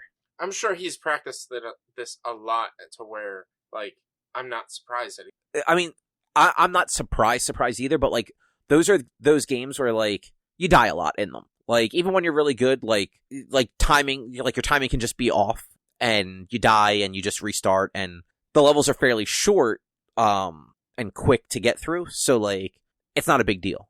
Yeah. But like he's using his fucking feet and got through them better. I couldn't even unlock them. You know what that means? I'm not that good at that game. Get good. Get good. So that was one crazy one. The other insane one, this motherfucker speedran Mario 64 while blindfolded. 16 stars, right? Yeah. Yeah, people are stupid. So it's a 16-star version, but he beat the game. So he fought Bowser 3 times. Yeah. So I don't know if you've ever seen people like do that stuff with Mario 64, but there are basically ways to like clip through and stuff like that through different doors that are normally blocked by like star access. Yeah. So yeah, like he got he played 2 levels on like the first floor, a couple in the basement, and none upstairs. Like he didn't play on any levels on the 3rd or 4th floor. Beat Bowser all 3 times at one, and I don't know if because did you actually play any Mario 64 when you got the 3D All Stars? I've played it in the past. I didn't play it on. All right, I wasn't sure because I remember you saying that you didn't have a lot of like nostalgia for that one, so I wasn't sure if you really. Yeah, I mean, I played it, but it was never the game for me. I didn't have a 64 to where like I have like nostalgic. Okay, so like, but you're familiar with the Bowser levels, how they're like kind of complicated platforming levels, just because the camera is really shitty. Yeah. Yeah, like he played through all of them. He made one mistake on one of them. Beat Bowser all 3 times without really taking any. I think he took 1 hit in those levels. He did one of the basically frame perfect glitches where you do a backwards long jump, and it sort of like if you do it right and it's timed right, you pick up speed the whole time, and then you kind of like glitch a little bit, and you'll clip through a door. And he does that to actually clip through the door to get up into the tower, at near like the top of the castle. Yeah. And yeah, and then he does it again to get up to the actual like final Bowser confrontation, and it was insane to watch. And like, yeah, blindfolded the whole fucking time. And like, he didn't hit everything in the first try every time. But like, he had methods for figuring out where he was when something didn't quite work out exactly as it was supposed to. But even, I don't know if you'll remember this particular level. In the first floor, there's like the Thwomp Tower or whatever it's called, where it's kind of like a floating tower island, and you kind of just slowly make your way up to the top.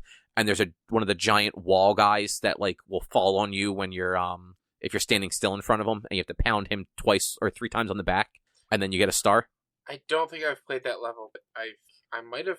So one of the stars in that level involves climbing a tree, and an owl will fly out. You then have to grab the owl by the foot, and the controls are very poor, but you kind of point him towards these floating baskets, and you have to let go at just the right time to fall into this floating basket. I have trouble with this with my fucking eyes open. Yeah. This motherfucker did it in 2 tries. People are stupid. I hate it. I hate people are like, and when I say stupid, I don't literally mean like they're stupid, obviously, but like it's just you have a lot of time on your hands, man. If you can figure out how to do this, you have a lot of time on your... Yeah, and he did all of it in, I want to say it was like 40-ish minutes. Yeah, that's just ridiculous. And like, so the first two Bowser fights, the way that they can do them, you don't actually... So in the Bowser fights, if you don't remember, you have to run behind Bowser, grab him by the tail, and then spin him and throw him into bombs that are on like the outside of the arena.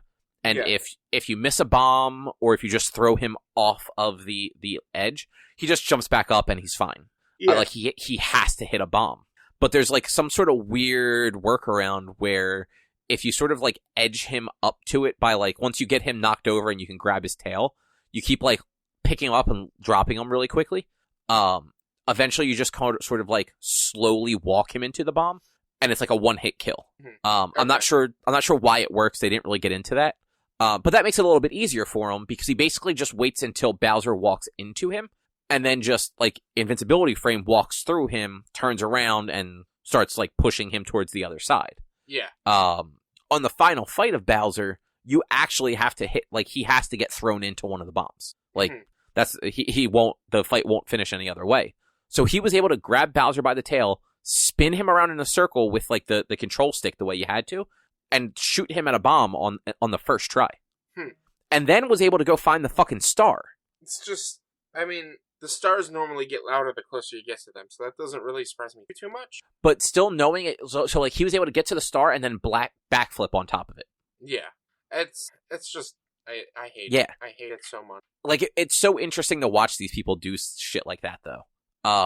And like, there were a ton of other good runs. All of them get uploaded to their YouTube page that you can go back and watch them. Mm-hmm.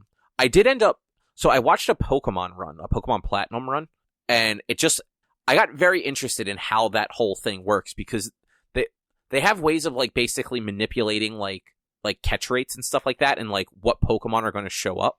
Yeah. So I ended up like reading and watching a bunch of videos on it. Apparently, this is particular for Red and Blue, like the original games.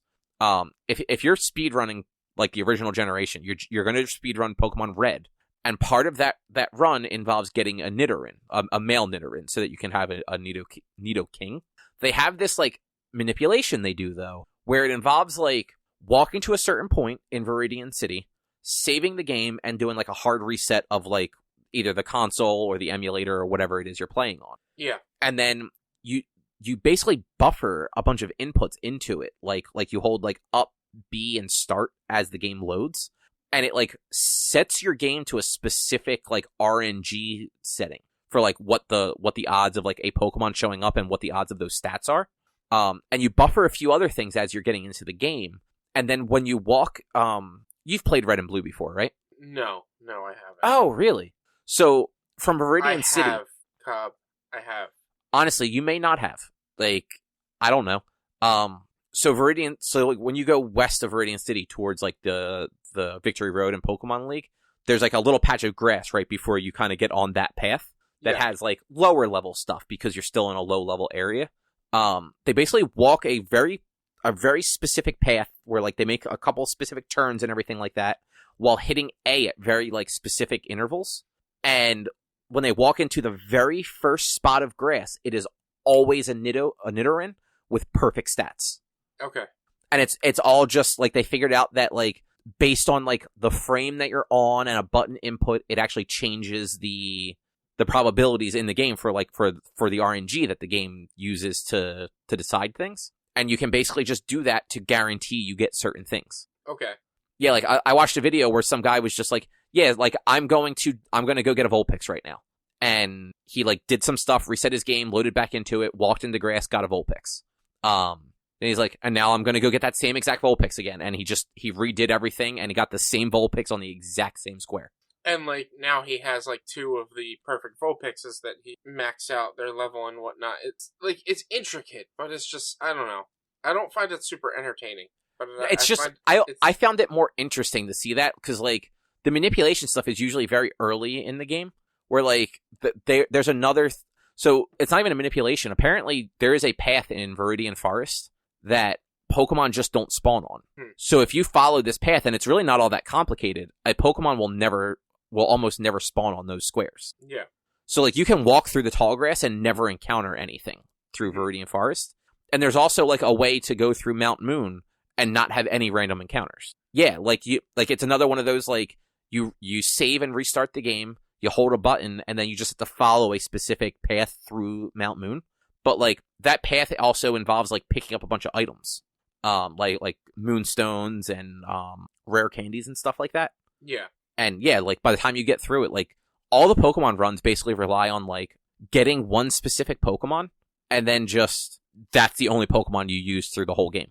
The you catch like in the blue and red that I was looking up, you catch that Nidoran, you catch like a Pidgey and a Paris. Yeah. And then you also have your starter is Squirtle. So then, like, between those other 3 Pokemon, you have all the HMs you need. And then the Nidoking does all the heavy lifting. Mm-hmm. Like, every battle after Brock is basically Nidoking. Yeah. And it's just, yeah, it's super weird, but it's interesting to see how people figured some of that shit out. Yeah, that's like, that is part of the thing that, like, I find interesting. Speedruns is, like, how do you figure these things out? Like, how did they figure out to do these button presses to hard reset and do these button presses? But, like, I don't know. I would never spend an extended amount of time, like, kind of, because, like, things like the Celeste and blindfolded Mario run just make me mad. Because I'm like, why? Why? Yeah, like I don't love the super glitchy stuff. Like they had a Majora's Mask that they did in like 30 minutes, but they didn't do anything. Like, it's really cool that they figured out this stuff, and it's a very specific category. So it's not like every speedrun is done that way for Majora's Mask. Yeah. But they basically play through, like, the very beginning of the game. They do a few things to, like, skip a bunch of stuff. And then they just have to, like, clip through a fence and go into a building. And after doing a few other, like, weird movements, it rolls credits and the game's done. Yeah. And it's like, that's cool that people figured that out and that, like, people are, like, working to perfect it and do it as, like exact as possible, but like I feel like that's not really playing the game. Whereas like with the Pokemon, like there's still randomness to that. Like there's like skill involved in knowing what path to take to get through things, to like outside of like the few manipulations they do to just like guarantee certain things happen. Like getting through Rock Tunnel without using Flash and only having like very specific encounters with trainers. Yeah. Like that's impressive. And, like, knowing exactly, like, where to move to not be seen by a trainer. Or being able to answer, like on the Cinnabar Island, you have to do the quiz machines to get to Blaine. And being able to answer all those basically without actually looking. Like, because they basically button mash through all the text. And they never mess up. They never accidentally hit, like, yes when they mean no or anything like that. Yeah. Like, all that's impressive. Some of the glitch stuff, it's like, that's cool. Like, that's neat that people figured it out and, like, you can do that on command. But, like, are you really playing a game? No, you're breaking a game. Yeah, that's like, they had a late night, on the last night, they did Pokemon Blue 151. So, like, the dude in 2 hours caught all 151 Pokemon. That's skill. It was an entire glitch fest. So, okay. They found out ways, like, they only had to go through one fight. They fought the last trainer on the outside, or at the end of Viridian Forest to get into Pewter City. And then, like, there's a way to get past that kid that stands on the path to Mount Moon that, like, walks you back to Brock's gym if you try to leave, where you get on the outside of him somehow. And then he still walks to Brock's gym, but you can actually then just walk through buildings. So you use that to then walk through the buildings and enter the tunnel to Diglett Cave. And get right to Vermilion City at the very beginning of the game. And then from there, they actually break the game. Like, there's some weird thing they do with the PC where, do you remember the missing no trick glitch stuff at all? Yeah, I do. So they basically use that, but, like, they use a different one that you can actually get outside of Vermilion City to, like, duplicate a specific item. And then when you go into the PC and, like, deposit it or something like that, you can then just start messing with the code of the game. And, like, adding items that you don't even have yet. Like, they basically gave themselves infinite Master Balls. Yeah. And then he was able to just spawn whatever Pokemon he wanted to. And just caught them all that way. It was super weird. Like, it still involved, like, moving around the map a little bit. But it was a lot of, like, basically, like, teleportation. Yeah. Like, the guy that was commenting was like, yeah, now we're going to go to Celadon's department store. And then he walked into a building in one town, and it turned into the department store. It was like, we had to come in here, though, because if we went in on the other side, the game would hard crash. Yeah, So, that's weird. like, it's interesting, but it's like, you're not really catching them all. Like, yes, you have a full Pokedex, but, like, No, you didn't... You broke the game, and that's all. Yeah, and that's why you just I'm like, broke it all the way. Like, it's cool that you found these exploits and glitches, but is it really fun?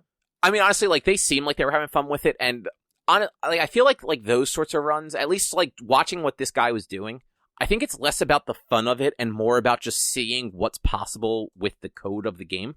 Yeah. Because he had to do all these very intricate things that, like, made zero sense to me. And even one of the commentators, like, that was not a run that he does. So, like, he wasn't even entirely sure how some of it was working. But, like, at one point, like, they made some mistakes about, like, the item count. And, like, on the fly, the guy had to figure out how to fix it so that it didn't just botch the whole run. Yeah. And, like, it was just, yeah, like, it takes a special kind of person to do that shit, that's for sure. Yeah. But those two, that blindfold run and that DDR pad run were just, they were something else. Yes, absolutely. It's kind of like the dude that did Punch-Out blindfolded, like, last year or the year before. Yeah, I remember hearing about that. I didn't watch it. It's, again, why do you have this much time? Well, I mean, look at it this way. How many hours do you spend playing games in a year? I don't know. Probably a lot. Like, how many hours did you have on Switch when you looked at the year-end thing? I don't remember. That was 3 weeks ago, man. I mean, you had a couple hundred, if I remember correctly. And, like, you figure, if you push that out across all platforms that you play, like, you have several hundred hours, probably, of games played in a given year. Yeah. They just play one game all year. Yeah. And get really, really good at it. Is it really, really good at the game, or is it really, really good at break? Well, I mean, it depends. Like, the guy that plays fucking Celeste with his feet, like, he got really, really good at the game. Yeah. But yeah, I mean, the people that just break it, like, they get really, really good at that stuff. And a lot of times, like, just because they speedrun it that way, most of the people that, like, if you're, like, a Pokemon speedrunner, you basically do all of the different categories at least once. So, like, if you can do all the glitch stuff, odds are you can also just do, like, a regular-ass run of the game at, like, close to world record time. Yeah. But anyway, Square Enix filed some trademarks in Japan. Yeah. A couple of them. I think. So, three of them. So, according to Gamatsu, Square Enix filed trademarks for Ever Crisis, The First Soldier, and Shinra Electric Power Company's logo. So the first two were done on December 17th. The third one was done on December 22nd, and all three of them were just made public yesterday, January 11th, or 2 days ago. I'm sorry, 2 days ago on January 11th. Yeah. So it's a little weird. So some of the speculation going on is that this is going to either be like a remake or a re-release of Crisis Core, the PSP title, mostly because of the Ever Crisis thing and the scenes with Zack from the remake. Yeah. And like some of the speculation is that it's going to be a remake of the game in the vein of Final Fantasy VII Remake, where maybe Zack doesn't die at the end. Maybe, or it could be like the next title in the Final Fantasy VII Remake, or these two might be the next two titles in the Final Fantasy. So honestly, I think they're just going to be called Final Fantasy VII Remake 2 and 3. Most likely. But this, at least the first name, does line up with their other naming conventions. Like, so the internet pointed something out that if you line all the titles up of the compilation of Final Fantasy 17, it's basically A, B, C, D, E.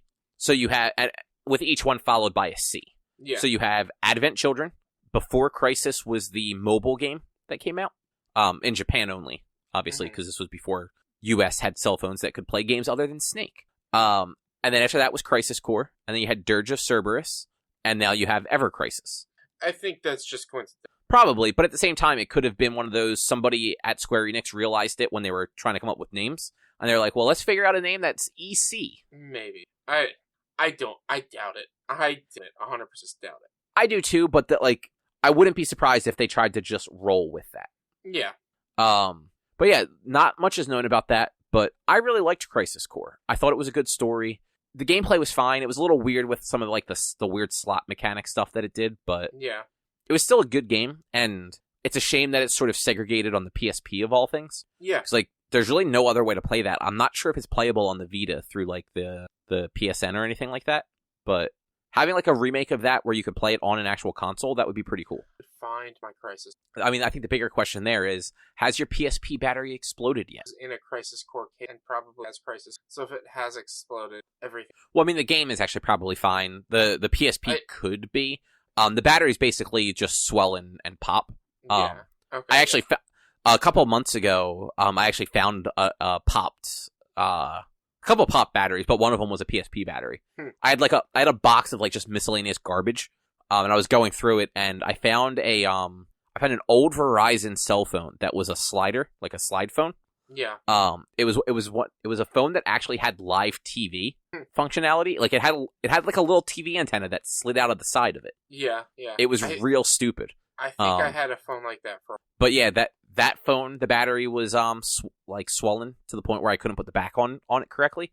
And the battery I had that I used to put custom firmware on PSPs with, it was a PSP 1.0 battery. Yeah. Was just completely popped. Like the seams were undone. You could see the stuff inside. So I immediately like put that in multiple bags and disposed of it. Yeah. But yeah, there's a good chance your PSP, if you have an early PSP, it's probably definitely popped by now. Yeah, I can't remember. I have my silver PSP Slim, and I believe Crisis Core is the game in it sitting behind me. Yeah. Here, hang on, I can tell you. I think my PSP is maybe somewhere hidden in my room, but it's probably at my parents' house when I went to move and then just never grabbed it from my parents' house. I'm probably going to have to grab that at, market. I'm probably not going to have to grab that. Sorry, I missed a little bit of what you said. Did you say your parents' house was off the market? I think so. Probably. Oh no. Crisis Core isn't the UMD in my fucking PSP. It's Daxter. Daxter was good. It was fine. Which means my PSP case is sitting over on the shelf too. That is most likely where my Crisis Core is then. Yeah. 'Cause I'm pretty good about keeping stuff like that like together. My battery is actually okay though. Looking at it, won't be that's for good news. long. Do you know what model PSP did you have?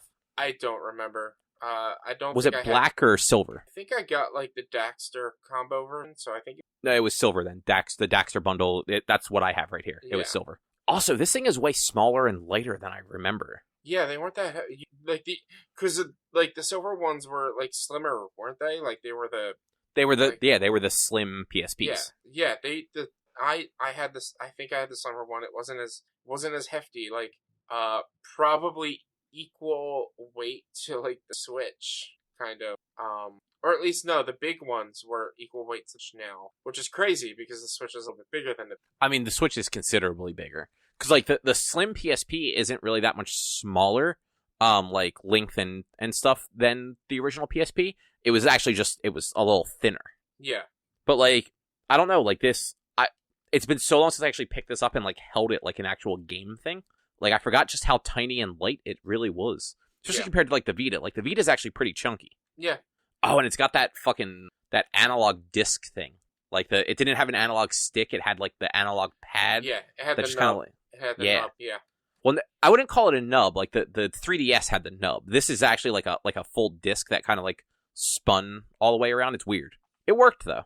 Yeah. This was a good little handheld. It was. I liked it. I hated the Vita. The Vita was good. Never got one. Didn't need it.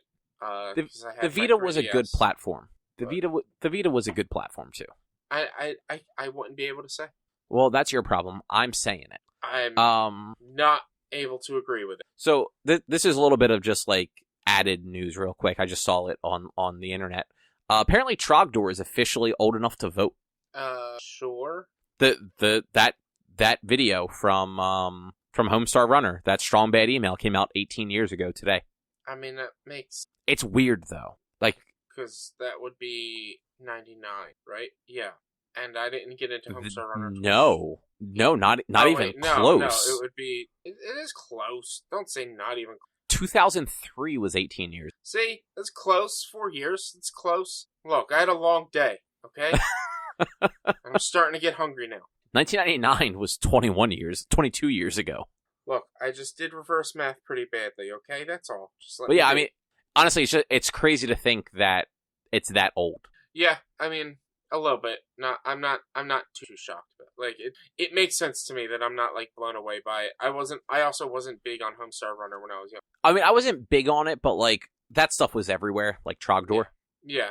That I was mean, really like- the only one I knew. Yeah, it was big enough that it made its way to Guitar Hero. Yeah, right. I forgot that was on. Yeah. But you tried out that Monster Hunter Rise demo on the Switch. How was it? I mean, yeah, I played it a bit. Like, it limits you to 30 missions, and I did one mission, and then I did the training, so I don't know if the training counts as mission, so I might have done 3 missions. But, so it's Monster Hunter. The moves are a little flashy. I'd still have a lot of practice to get used to, like, the new abilities. Like, I am a Monster Hunter. I'm not going to say purist or originalist, but I guess, like, I didn't really, I would always forget about the newer abilities when playing Even World, like the hook and things like that. Like, I would forget about them more often than not, that I wouldn't, like, frequently remember to use them to throw the monsters into the wall and stuff. And I just feel myself being the same with this one. I'm not going to be as effective as a hunter because I'm going to forget the wire bug and things like that. But, like, what I did play seemed cool. Like, the ability to ride the monsters is interesting. And, like, the combat was Monster Hunter. I played around with the bow because I'm planning on using that, so I wanted to practice. Because I've never actually used, like, a ranged weapon in but, like, they did change the bow up a bit. So it's like, yeah, it was a Monster Hunter demo. It's Monster Hunter. If you're a fan of Monster Hunter, you'll probably like it. If you're not a fan of Monster Hunter, I don't know. It could go either way.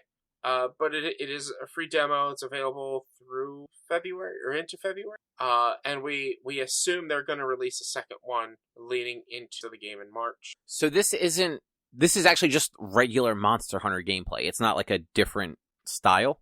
What do you mean? So I thought this game was supposed to be different than like typical Monster Hunters. Like I thought it was supposed to have like more of like a plot or something to it. No, you're thinking Monster Hunter Story, which comes out in April or May. Monster Hunter Stories 2. Oh, okay. Yeah. I So- honestly didn't realize there was a difference. So there's like 2 or 3 teams working on Monster. I think it's 3 teams working on Monster. And you've got the core team that makes like World and Rise. And then you have like the secondary team that makes like the expanded versions. Double Cross, the Monster Hunter World, Iceborne, whatever Rise's expansion is. And then you have the third team that like starts production on the new next version or the new next game, I think. I don't know, it's weird how they do it. But then they also have teams doing like Monster Hunter stories and things like that, like the non-core Monster Hunter game. Okay. And yeah, so like this is an actual Monster Hunter game. This isn't Monster Hunter Story. And they like every game they try to add new stuff. Like in Monster Hunter 3 they had fucking swimming. Monster Hunter 4, I think that was actually, and they just generation. They took swimming out of it. I know that. No one likes swimming. I can't remember what the new stuff was. And then, but Monster Hunter Ultimate or Monster Hunter Cross, they had like special like abilities. Like you could choose your fighting style and certain abilities that you could use using the touchscreen. And then World had the wire, the slingshot, the grappling hook that was enhanced further in Iceborne, and now this one has the wire bug, which is basically the grappling hook, but different. Okay. And, yeah, and like you can traverse more, and it also Rise has dogs that you can ride around on now instead of just cats as your companion, and you always have at least one companion with. So even when you're playing multiplayer with 4 people, there's going to be at least 4 players and 3 companions, or 4 companions, which is something they've never done before. If you played multiplayer, 2 players, you would always have your 1 cat, but if you played 3 or more, it would just be the players, no cats. And like some of the, I did, let's see, what did I only fought one of the monsters, the basically the giant velociraptor that they have a version of in every one of them. And I didn't go and fight Mitsuzune I just like I'm so happy they brought her in. She's such a beauty. But I expect them to have another demo prior to the release because the mission is like training, beginner, intermediate, and with World and Iceborne they had like a beginner, intermediate launched first, and then shortly after they had the harder launched after. Okay. Yeah, but it's just normal Monster Hunter. So I might try it more, try some of the other weapons, see how they work with the new wire bug system. But like I'm trying not to overplay it. I don't want to I don't want to play it too much and then not want to play it when it. Which that's fair. Like you put a lot of time into those games. Like you don't necessarily want to throw a bunch of time in with a demo that doesn't matter. Yeah, and have to do it all again. And it's also like the demo is literally 2 missions that are available to you that you can run a total combined of 30 times. So like I could do it like 5, 6, 7, 8 times, but then like there's nothing else to do, and there's no real point into doing it, and there's no announcement of whether or not doing these will give you rewards like they did in the demos or World. So that's why I'm not really like too pushed to actually. Okay. And it's a game that I know I'm going to get, so I don't need to play the demo. Yeah, no, that makes sense. That definitely makes sense. Yeah. Right. Well, this is just like a real quick small news. CD Projekt Red just revealed today that the PS5 Xbox Series X version of Cyberpunk won't actually end up coming out until the end of the year. So then I'm not going to get the game until, at the earliest, the end of the year. Yeah, so it looks like they are trying to fix all of the issues with what is currently available. So, you know, they have all their plans for like hot fixes and like larger content patches. They have like plans for like free DLC that they're going to be including into the game later in the year. But their little timeline they showed had like the mark for like the next gen versions of the game, which are just current gen now, as like the end of the year. Yeah. So that's unfortunate, but at least they're trying to make the game playable for people that are trying to play it on the older hardware. Yeah, but they made the game for the newer hardware. No, I mean, I agree with you. Like, we talked about it like a week or two ago. Like, they should have just canceled this game for PS4 and Xbox One. Yeah. Like they're focusing on getting the game to be playable for the people who have it on an Xbox One, which is cool. But, like, the people who want to play, who got it, that have a PS5, and the people who are going to be progressively getting PS5 that can then play a game that's not broken that they already own, like, release that. I mean, I very much agree with you. It's just like I've said it 100 times. I'm glad I didn't buy into that. It's a dumb idea for me in that like they're holding this back. Like all of the working versions and all of the working stuff should work on the next gen consoles, next gen versions. So I think the problem is it's not that they're holding it back. It's that it's not actually done yet. Like they're now they basically took all of their time that they were going to use to finish the current gen version of the game to fix last gen. So now the current gen has to get fixed, but they have to get the one that's already available for sale working first. They should have released it on Steam first or Epic probably first, and not release it on they have their own platform. They run GOG. Oh, then they should have just released it on that and not release it on console. This is just this is even a bigger fiasco. I mean, I don't disagree with you. I'm enjoying the game still. I've met Keanu Reeves. He's an asshole, but I like it. But yeah, I feel bad for the people that can't play it, that own it and don't want a refund because they want to play it. Yeah. And I feel bad for the devs too that now have to probably put in way more time than they thought they were going to have to trying to right the ship. Yeah. Because it's not the developers' fault that the people in charge of the studio and publishing forced the game out when it wasn't ready. No, but I don't know. I don't know. I'm kind of over Cyberpunk. Like it's that like it was so overhyped and then a broken game released and like yeah, I feel bad for the developers, but like same with Donald Trump. If this just never crossed my newsfeed for the rest of my life, I would be so happy. That's just because you don't like good things. You like Monster Hunter. I mean, good thing. I mean, like when it's working, yeah. Like I said, the game. But see, you can't say that. You can't say it's a good thing when it works.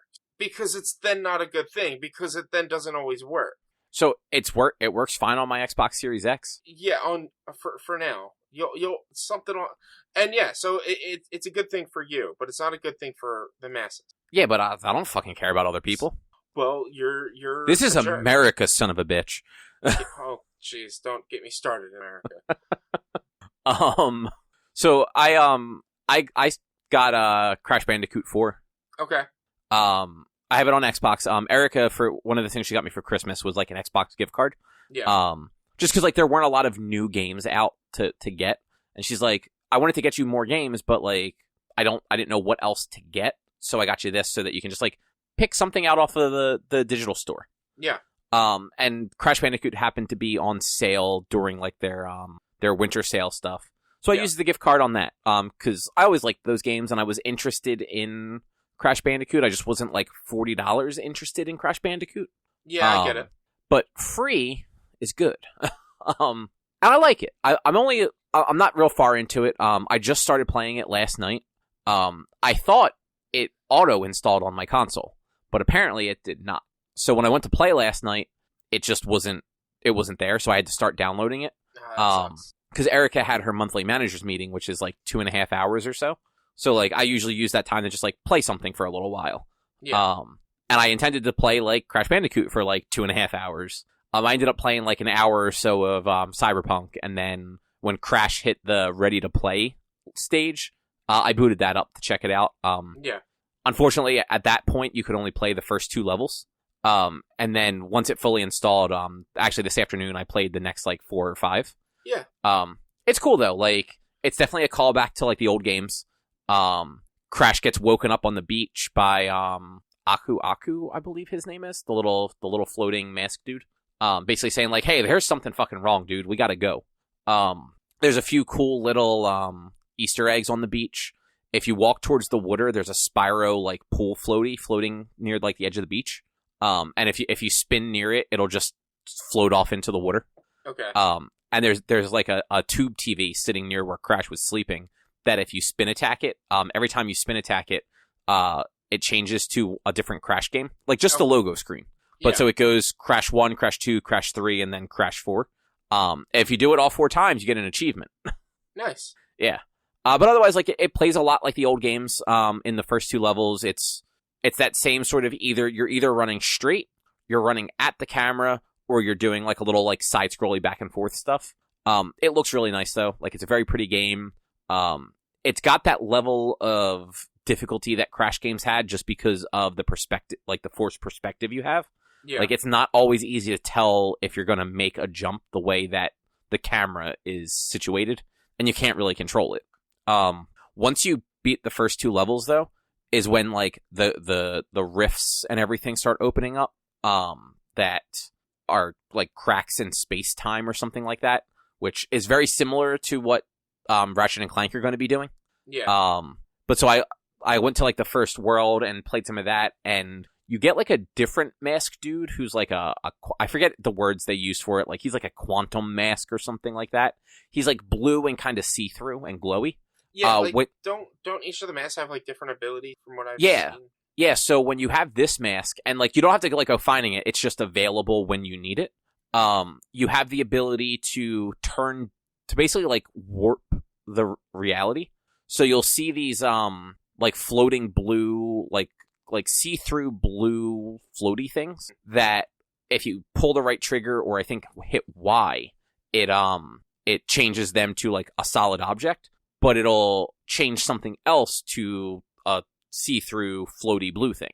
Yeah. So you kind of have to use that as like maybe there's like a wall in front of you and a platform right after that, and they're both solid. And when you hit the trigger, they both turn blue and you'd pass through them. So you have to like time your jump to jump through the wall and then pull the trigger before you land so that you land on a solid platform. Yeah. Okay. At least early on, like it's not hard. A few of them, it's easy to make a mistake on them though, because if you pull the trigger too late, too early, and you're inside of one of the blocks, it's just instant death. And there's a few times where you're trying to do something, you're trying to reach like a ledge that has like some more crates on it, or hit crates that are kind of like off to the side, so you try to do something fancy and you just end up fucking up and dying and having to do that section over. Yeah. And it's definitely got that old school Crash, like, if you want 100% a level, you're going to have to play that level a whole bunch because it's fucking complicated to get some of these boxes and to kind of figure out the timing and everything you need for them. Oh yeah, Crash games are nuts. Like, I had trouble playing Crash 1 when I got the remake trilogy. Like, they're nuts. Yeah, no, they're hard, and these ones I don't remember if you remember us talking about this, but they included these rewind levels that you can unlock where they're like extra challenging, like side-scrolling platform stuff, but with like a very pulled back camera, and it's supposed to be like a VHS tape, so like there's tracking lines that roll through it and everything. And it's from when Crash and Coco were being experimented on by Cortex. Okay. So I got the first one and I started doing it, and it's basically it's a platforming level where you basically have to bounce off of crates. Yeah. And I'm assuming you have to get all the crates to get 100%. So I was trying that, and like I died a whole bunch of times, like just because of like I did something stupid. Like I would accidentally hit the crouch button, which if you're in the air makes you do like the body slam. Yeah. So like there'd be nothing underneath of me except for a crate, and I would accidentally hit that, and I would just body slam through it and die. But like, yeah, like it's me not knowing, like not having all the button presses down entirely yet, or like slipping because the crouch body slam button is also just the right bumper. Yeah. So like, you know, like if you're getting into it and like you move the wrong way and like you bend your finger, you accidentally swipe that and fucking body slam through a bunch of crates. Yeah. But it's fun. I do like it. Nice. Where are we? They revealed some of the stuff for Super Mario 3D World plus Bowser's Fury. Yeah, it's like a remake of the Super Mario 3D World for you, right? Yep. With added content and stuff like that. Added Bowser content, added like Bowser's like levels and stuff. And a new system, or not new system, but new model. Yeah, it's a red and blue one. It's actually a red Switch. It's the first regular Switch that the screen portion, like the actual console itself, is colored. I'm gonna be totally honest. If it became like the Switch Pro version, I would have definitely gotten it. But I mean, I'm not gonna buy it because I have a working Switch. I don't need it, but I want it. It looks cool. It does look cool. Red's not really my favorite color, so like I'm fine not having a red Switch. Yeah. But yeah, it is actually pretty cool. They showed that Bowser Jr. will be like a side character. Mm-hmm. Like he'll be I guess there's going to be levels where he will actually work with Mario. Probably as part of the Bowser Fury stuff, because Bowser is like this giant, like fiery monster in the trailer they showed. Yeah. There's also going to be a bunch of amiibos and stuff like that. There's a Cat, Peach, and Mario amiibo that look like they're fuzzy. Okay. There's a new Bowser and Bowser Jr. amiibo. So, you know, they're doing all that normal stuff. And then the game is available for pre-order officially, and it comes out February 12th. I don't remember if there was a date before or not. I don't think there was. I don't recall there being. And so, when this game released on Switch, or I'm sorry, not on Switch, on Wii U, your brother and I were both unemployed. Yeah. We had both been laid off not too long after it released, I believe. And he had it. And we played a bunch of this at his house while we were both unemployed looking for jobs. And it's a very good Mario game. Yeah. It's also a very good, like, co-op Mario game. Yeah, I never got it. I always wanted it, but just never got around to it. Yeah, I am probably going to pick this up, just because I did really like the 3D World. I'm interested to see the other content. And did you ever do the multiplayer in, like, the new Super Mario Brothers, like, on the Wii U or anything like that? No, I didn't. So, but it's everyone. Actually, I did on the 3DS, the side-scrolling ones. Everyone plays together, right? Yeah, so on that one, it's kind of like everyone just runs through the level, and it's chaotic, and it's more competition than co-op. On the Wii U, it was one person controls Mario, the other person controls blocks on the stage with the gamepad. Right, yeah. And, like, that sucked. That was so fucking stupid. Because honestly, like, it made it harder. Like, Erica and I did it for a little while, and she doesn't have a big history with Mario. So, like, when she plays Mario, she doesn't run through the levels. Yeah. Like, she takes her time. She like, watches what she's doing. Whereas, like, I've played Mario games my whole life. I just hold the fucking run button and go. And generally, unless it's a Mario Maker level, if you just fucking jump when you get to the end of, like, a path, you're going to land on the next path. Yeah. And so I would play like that, and she would try to help by dropping blocks, but it would occasionally just get in the way, and, like, I would end up, like, missing my jump or something like that. And I would end up doing the same thing for her. Like, I'd be trying to help, but I would actually just make something harder for her. Whereas in this game, like, you actually play, like, both people play at the same time. Like, it's actual couch co-op. Yeah. Like, you have to get to the goal together. It's not a race or anything. Yeah. But you can still fuck each other up if, like, you're not paying attention. Because it's one of those, like, you can knock each other off of things, hit each other with stuff. Not, like, damage dealing, but, you know. Yeah, definitely. Yeah, I'm looking forward to that. I wonder if it's... So I don't think they say it in here. I wonder if it'll only be local co-op, or if it'll have some sort of online feature. I'm sure it'll have an online Oh, no, yeah, it does say this. Bowser's Fury support 4-player local and online co-op. Yeah, they wouldn't do it otherwise. Yeah, so I don't say that. It's Nintendo. Look, you can't say it's Nintendo anymore. They have not had a game that is not multiplayer online capable since the Wii U. I mean, this game wasn't multiplayer online. It was local co-op. They did. All right, fine. They haven't had They haven't had a game that wasn't multiplayer online since the Switch. Okay, you can't say that anymore. Like, but even like Mario Kart on Wii U had online multiplayer capability. Like, it did have some, but like, and I guarantee if we actually go and look, we can find a Switch game that didn't have actual online co-op. But is that Nintendo, or is that, like, that's the thing. Like, you have to check and see if it's the developer and not Nintendo first as well. And so, to be fair, like, they could have easily not had actual co-op. They could have, like, online, like, race or leaderboard or something like that, and not have it be actual co-op. Well, I mean, look, I'm just saying, like, you can't say it's Nintendo, or, like, Nintendo has a solid online system. Nintendo has a working online system that is... They do have a working online system. It is not shitty. Like, I've never had issues. Like... Yeah, but Nintendo just isn't... Nintendo doesn't set themselves up to be a company that wants to embrace online play. They kind of just do it because they had to. And fine, but, like, they know that that's what they need. Like, their biggest game, some of their biggest games require online play. Like, Mario Maker needed online play. And yes, the way you did it was janky and weird. Yes. Completely, totally agree. And they didn't fix it for the sequel either. They kind of made it worse in the sequel. Yeah. And why they did it that way? No, can't say.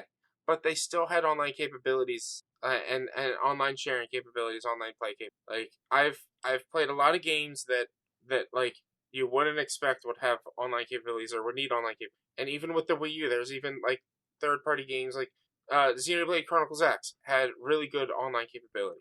And it worked, and it wasn't shitty. And so that's not third party. They own Monolith. I thought Xenoblade Chronicles X was Square. Xenoblade is a Monolith game. That's actually, if it's not first party, it's second party. Like, Nintendo pays for those games. Yeah, but like it's still like it had. I understand your point, but I just wanted to make sure like that is actually a first party game. I honestly just thought it was Square. I thought the Xenoblade games were. But either way, like, I don't agree with you entirely. Like, I still don't think Nintendo is good at the internet, but this game should be fun. Whether that plays well online is its own bag of stuff, because like you definitely need to have a voice chat thing for that. So you're either going to use Discord or like Facebook Messenger or something like that, or the Nintendo app. Have you ever used that for like voice chat? Yes, I have. And it's not too bad. No, it works fine. The only problem we had was we would use it for Smash Bros. And as it was loading the match and being in the lobby, it would like stop it was weird. Like, you wouldn't be able to chat during the loading of the match or during the loading of the lobby. But besides that, it like, and that might have been fixed. So why did you guys use that and not just use like a different like Discord or Facebook or anything like that? It was the start of the Switch. So you guys just wanted to try it, basically. It wasn't even we wanted to try it. It was, let's just do voice chat. And oh yeah, they have an app. Just download it, and it works fine. Like right now, when we play together and play like Mario Kart and stuff, or it's usually during like a Zoom call or whatever. So like Yeah, it's like Zoom works too. Yeah, like you're using a third party system, and the thing is, 90% of people who own a Switch have the Switch Online app because of Animal Crossing. So like it just like I used the Switch app to type on Animal Crossing all the time. I actually didn't know you could do that. I actually I installed the Nintendo Online app a long time ago because it was one of those apps where I had it and I had no use for it at all. Yeah. So if you were playing Switch, like say you're playing Animal Crossing on your TV and you go to somebody's island and they want to chat with you, you could have just opened your phone and used that as like a second screen type of thing. You know, because everyone we played with was in that Facebook chat, I just talked to them on Facebook. Yeah, and that's fine. But it is an app. It works well. It does what it needs to do. I mean, at this point, it probably works better than the PlayStation app, which after the update for like the PS5 is actually a giant piece of garbage. But on the PS5, it's great, and that's the thing that sucks. Is like, wait, what do you mean it's great? No, not the PlayStation app. I thought you were talking about the party.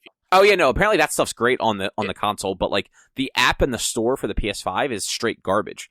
Like I don't know if you've noticed, but like when you try to buy like your PS Plus games every month, you have to buy them one at a time through the fucking app. You can't just add them to cart and purchase.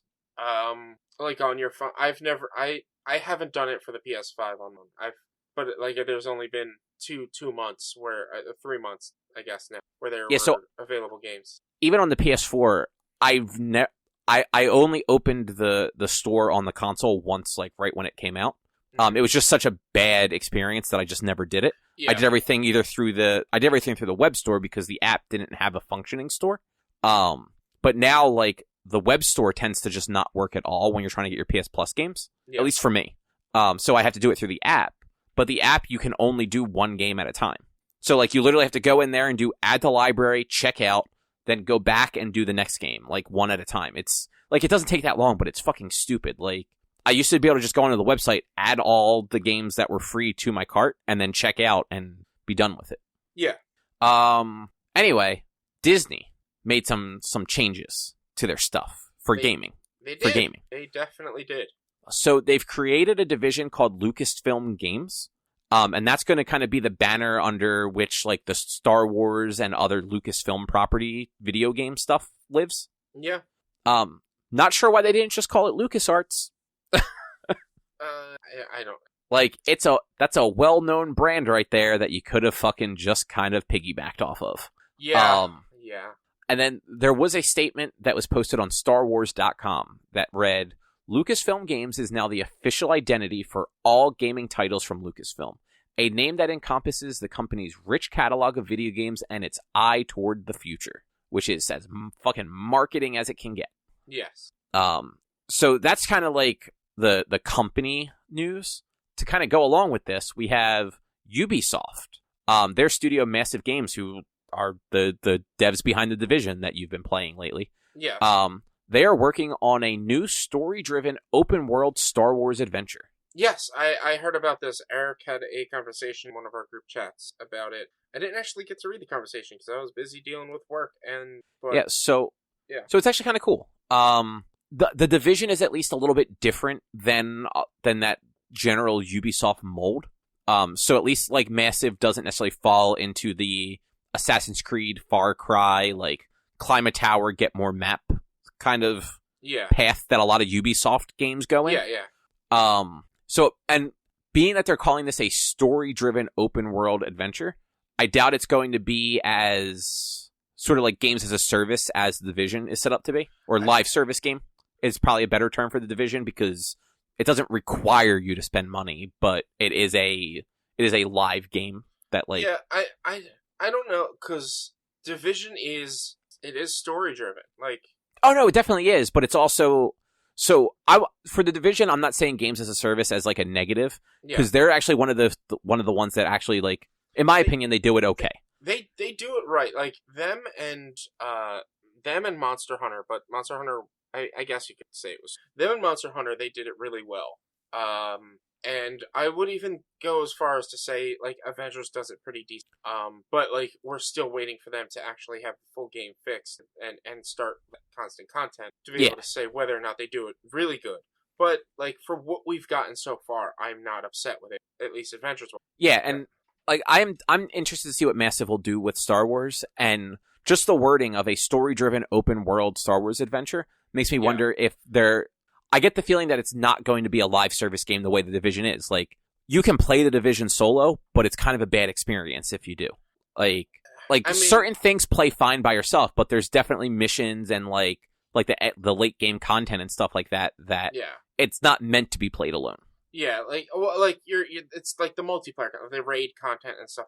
Like, I haven't really gotten all the way into that fully late game stuff. We're just getting to the higher levels in the group I play with, because I stopped playing it unless I'm with them, just so that, like, I keep on their track. Yeah, it makes sense. But, like, we haven't gotten to late game stuff, so I can't really say for sure. But, like, I am interested and excited to see this, because I like what the devs for Massive. I like what they do for the Division. I hope, and fingers crossed, it is not a Jedi story. I won't hate it if it's a Jedi story, but I would definitely prefer if it went in a different direction, or if you had, like, even if it ended up being a Jedi story, but more in, like, the Knights of the Old Republic way, where you kind of had, like, a choice over how you really played your character. Yeah, but, like, I don't know. At least starting the game, it makes sense to, like, not always pick the swords and pick, like, a blaster or whatever. But once you get a lightsaber and start using Jedi powers, is there really use for having anything besides the lightsaber in those games? I mean, it depends on how they balance the game, to be honest. Yeah, and that's why, I'm hoping it is something like maybe you do get to choose a class, and one of your classes could be like a Force user. But, like, I don't want them to focus on Jedi. There is so much more to Star Wars than Jedi, and there's so much Jedi out there. Yeah, I mean, there's some Star Wars stuff I'm going to talk about near the end of the show, which it's actually probably soon. But, like, I don't disagree, and I think with sort of the appeal of The Mandalorian right now, there's actually... Sorry, the dogs are barking at something. There's probably a good chance that they try to go in a different direction with it. Whether Lucasfilm Games allows them to do it is a different story. Yeah. But so a couple other quick facts about this that I thought was interesting. This is going to be the first non-EA Star Wars game since 2013 when they signed their 10-year exclusivity deal. Yep. Now, based on that contract and the fact that this game is just being announced, we're probably not going to see it until sometime after that contract expires in 2023. Yeah, but, like, if they're just announcing it and working on it, I'm not surprised. Like, it's going to take a while for them to get to that point, but 2023 is only 2 years from now. No, exactly. Like, I'm thinking either late 2023 or maybe, like, sometime 2024 is likely where we'll see it. Yeah. So they probably started working on it, like, maybe, like, late 2019, early 2020, but then obviously all sorts of stuff got delayed. Yeah. And that's assuming that they aren't literally just getting started with it. Yeah. Because they have released other Division content since the Division 2 release. The expansion actually released in, like, February or March. Yeah, and I don't know what sort of team... I honestly don't know how big the Massive team is, or how they divide up their studio, like how many people will work on, like, an expansion versus, like, pre-production on a new game. Yeah. And then, on top of all this, EA is still apparently going to continue making Star Wars titles, assumedly through the end of their contract. Based on Ubisoft getting one of these deals and Disney creating the Lucasfilm game banner, I doubt they're going to sign another contract with any one studio. They're probably going to keep it the way that they are with the Marvel franchises and kind of give them to different studios to see what they can do. Yeah. You know, like, Spider-Man got exclusivity on the Sony platform probably because of their existing connection with Spider-Man.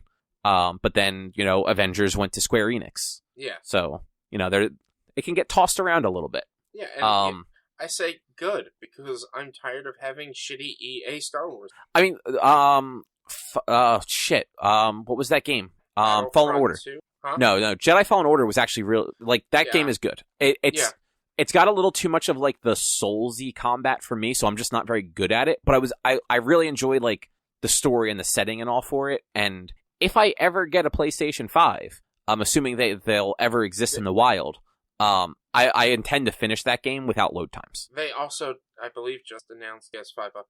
They did, and which may have released, actually. I'm not sure. And as far as Battlefront 2 goes, I actually tried that out because it was on Game Pass.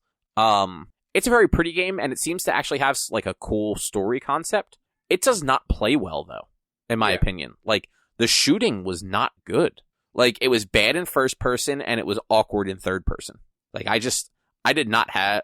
I played the first mission, and I played half of the second mission, and I died like halfway through that second mission. I'm just like, I'm not having any fun with this at all. I'm not going to play this anymore. Yeah. So, kind of along with the whole Lucasfilm Games, though, we also got the announcement, I believe it was today, that Bethesda is working on an Indiana Jones game. Interesting. I don't know. I don't know what Machine Games is. Oh, they made the Wolfenstein games, which I've never played Wolfenstein. So look, I mean, they make a bunch of games that is about fighting Nazis. That's right up Indy's alley. Yeah. But yeah, they had like a little teaser where like it showed like some books and stuff like that on a desk, and then the music started to load in, and it was the Indiana Jones theme, and then like it showed the whip and stuff on a table. So that's kind of all we know about it. It's definitely a ways away. Bethesda had an announcement where they said a new Indiana Jones game with an original story is in development from our studio, Machine Games, and will be executive produced by Todd Howard in collaboration with Lucasfilm Games. It'll be some time before we have any more to reveal, but we're very excited to share today's news. So that makes me wonder a little bit like how Todd Howard is splitting up his time, because he's also involved in the Elder Scrolls, and I think he's involved in that space game they're doing too. Yeah, who knows? I mean, that game's supposed to come out before Elder Scrolls 6, so... Yeah, but... Yeah, no, I agree with you. We've seen more for Elder Scrolls 6 than we've seen for, I think, Star Citizen? No. Star Citizen's a different game, I think. But either way, like, we both know what we're talking about. Starfield. Thank you. There you go. Disney also released a separate statement that the game will tell a wholly original, standalone tale set at the height of the career of the famed adventurer. So this is likely sometime between Temple of Doom and The Last Crusade. Maybe post-Last Crusade, but definitely pre-Crystal Skull. Yeah. There was also people started pointing out this was potentially teased by Todd Howard during a September 2020 interview. I think people are just being dumb, though, and he's just a big fan of Indiana Jones. I think this is equally as coincidental as ABC, Square Enix. Like, it's just coincidental. So Todd, on the bookshelves behind him in this interview, he had replica models of the Ark of the Covenant, the Golden Idol, and the Staff of Ra. Yeah. Which, I mean, like, that is kind of... That is incredibly coincidental. But, like, back over the summer before the Series S was revealed, Phil Spencer put it behind him during an interview, and just no one noticed it until after it was revealed. People were like, holy shit, that's the Series S in the background. Yeah. So that could have been partially on purpose. The thing I'm wondering, will this be Xbox console exclusive? That's the thing that worries me, because, like, unlike you, I'm a fan of, like, the core Bethesda games, like Skyrim and stuff, the RPG. That, like, I worry, will it be, and same with Starfield and Elder Scrolls, will it be exclusive or not? Like, I wanted this. This seems cool. This seems like something I would like, as long as they do Indy justice and, like, not make him a murderer. I mean, look, he killed plenty of people in those movies. Dude, he pushed a man into a fucking propeller. Okay, so when I say murderer, I mean, like, a Tomb Raider. I don't want it to be Tomb Raider. Oh, no, I know what you mean. But yeah, you figure he killed the man climbing the rope in Temple of Doom. He shoots a man who just wants to have a fucking sword fight with him. He bare knuckle boxes a fucking Nazi until he can fucking punch him into a spinning propeller blade on a plane. And you know what? They're Nazis, so it's fine. I allow it. He throws two guys off of a moving fucking train in the mountains. Yeah. Like... But, like, he doesn't mind fucking killing some people. But he doesn't often, like... No, I mean, I agree with you. Like, so a a lot of people are pointing out, like, they don't want this to just be Machine Games making an Uncharted game. Yeah. Like, I want it to be more reliant on puzzle solving and investigating and figuring things out. Like, Indiana Jones, I don't know if they did it, but Indiana Jones was a great Telltale. Actually, yeah, that would have. They never actually had that that license, but that would have been an interesting one. And I'm not saying, like, I want that style of game, but, like, I want the narrative-driven kind of, like RPG style type of game for an Indiana. Like, yeah, no, and I agree with that. Like, there should be some combat, because those movies do have some, like, action sequences, but it shouldn't be it shouldn't be an arena shooter that basically, like, if you think about it, that's kind of what the Uncharted games are. You walk into a set piece that is basically an arena, and you shoot everybody till they're dead, and then you move on. Yeah, and, like, the first and second Uncharted game, like, there were more, like, puzzle solving and figuring things out, but then it did eventually just to, like, the arena style cover shooter. Like, it was a combination between Doom and Division, essentially. Yeah, but yeah, I'm definitely interested in this, and I would feel bad for, like, everybody else if it was console exclusive, but I have the Xbox, so I don't care. Yeah. It might be the reason for me to get a Series S. Yeah, and I mean, honestly, like, from what I hear, like, the Series S is not the powerful thing. Like, you're not getting it for, like, the 4K and, like, crazy performance and all. But apparently it works really well, and a lot of people in games media are, like, 100% on board the Series S for people that want a next-gen console but don't have the $500 to buy a next-gen console. The only reason I would want it is for things I can't get on the PlayStation that I really... So there might not even be a lot, which is why it makes more sense for me, just a small version. And I mean, honestly, even with that, like, getting the small version specifically for, like, Xbox Game Studio exclusives, you just subscribe to Game Pass whenever there's an exclusive. Exactly.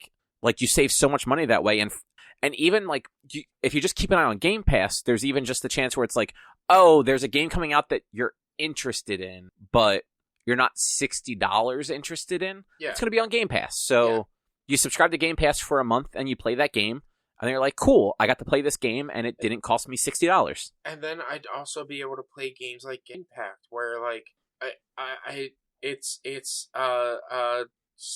save transferable, whereas it's not on the PlayStation. Is it? I don't think it's on Xbox, is it? I think it is. It's on PC, PlayStation, and it's supposed to come out on... So pretty sure it's on Xbox. Isn't that I where you don't tried think it's... No, I tried it on... I tried it on your phone. So I played it on my phone a little bit, and I tried to run it on a VM, and it wasn't having it. Yeah, no, it's Windows, PS4, Android, iOS. PS5 launched in November, obviously. Mm-hmm. And then Switch is still TBA. Yeah. Like, it is not on Xbox platforms. And it's like, I want to play the game. The game looks like something I'd definitely be into, but I don't want to play it on the phone. I don't want to play it on the PlayStation where it's not cross-save capable. Like, I'd much rather have it on the Switch or on something that has cross-save so that, say, like, I play it on my Xbox and then want to play it on to go, I could just take my Switch with me and have the cross-save. Yeah, no, which is, I mean, I want to play that game on Switch when it eventually comes out. Yeah. But anyway, I'm going to move on just because it's getting a little late and we're running a little long. Yes. So this will be very quick. Star Wars released the first bits of the High Republic content. Okay. Which that's like a bunch of books and comics and things like that take place about 230 years prior to A Phantom Menace. Oh, okay. So it's literally what they call the High Republic era. It's kind of like the height of the Republic. Like, everything's kind of going well. There's unity throughout the galaxy. The Jedi are, like, at the peak of their sort of existence, I guess you'd say. So I have the first novel, Light of the Jedi. Excuse me. It came out last Tuesday, I believe. Erica actually got it for me for Christmas. Like, she did the pre-order for it. Yeah. And then they also started last week also a comic just called The High Republic. The comic actually takes place sometime after the novel, but it manages to not spoil anything in the novel, which is nice. The comic seems like it's going to follow a freshly knighted Jedi. Like the issue opens up with them being a Padawan and actually getting ready to do their trial. And then some things go wrong and they end up basically abandoning the trial to go save like a bunch of like creatures on this planet they're on. Yeah. And they think that they failed it, and they end up getting knighted as a Jedi anyway, because they basically did the right thing and saved like it was like a city of like these small little alien guys. Like little like they were almost like little alien like fairies. Like bug fairies or something like that. Like they had little wings, they were very tiny. So like the first issue ends with them becoming a Jedi Knight. So I assume it's going to follow like that character's story. But they already showed like Yoda was in the issue, and one of the main Jedi from the novel was actually like the one that knighted them. So we'll see how that goes. And then the novel is interesting because it, like I said, it is 200 years prior to kind of the era of Star Wars that everyone's familiar with. Because for the most part, like, I mean, not even for the most part, like all the movies have taken place in the same 60-year span, give or take. Yeah. And then most of all of the other canon material from Disney takes place in those same 60 years. This is the first canon stuff that's really taking place outside of that known era, where like there are no Skywalkers, there is no Empire, like none of that exists. And in fact, at least at this point, the Sith aren't even a factor. Like, is it like if the Sith aren't a factor, would this be then after the Old Republic? Oh yeah, because I mean, and cause the Old Republic was like 1,000 years prior or whatever. Right? Yeah. So like Knights of the Old Republic, the game was at least 1,000 years prior to Phantom Menace. Yeah. May have been further back. I don't remember 100%. Mm-hmm. None of that's canon anymore, so we really don't know what that era would even be at this point. But this is just far enough back that like Yoda is already like a Grand Master. But he's still younger and more active, it seems. Yeah. Because he would be, if he's like 900 in Return of the Jedi, he'd be what, like late 600s, early 700s, I guess, at this point. Yeah. But yeah, like the first third of the book is basically like a disaster happens. A ship falls apart in hyperspace, and as the pieces are falling out of hyperspace, remember in The Last Jedi when What's-Her-Face did that thing where she sent the ship into light speed at the First Order ship, and it just obliterated everything? Yeah. Basically that was happening. Like these big chunks of this large freighter broke apart in hyperspace and were just falling out of the hyperspace, but still going so fast that it was impacting on things and just obliterating them. Okay. And it was like a potential mass extinction event for this entire system. And then it got worse because one of the things on the freighter was full of like gas that was actually heading right towards their sun, that would have actually ignited and just actually destroyed the entire system. Oh, gee. And like it was like no one knew what was happening. Like it was very like everything was fine, and all of a sudden shit just started blowing up. So like they weren't able to evacuate everybody, and it was like the Jedi coming together and like finding a solution. Yeah. So like it had nothing to do with lightsaber battles, basically. But it's interesting so far, and they just I'm about halfway through the book. Like they're just introducing like the villains, or who I think are the villains, and it's definitely a lot of like intrigue and mystery kind of going on right now.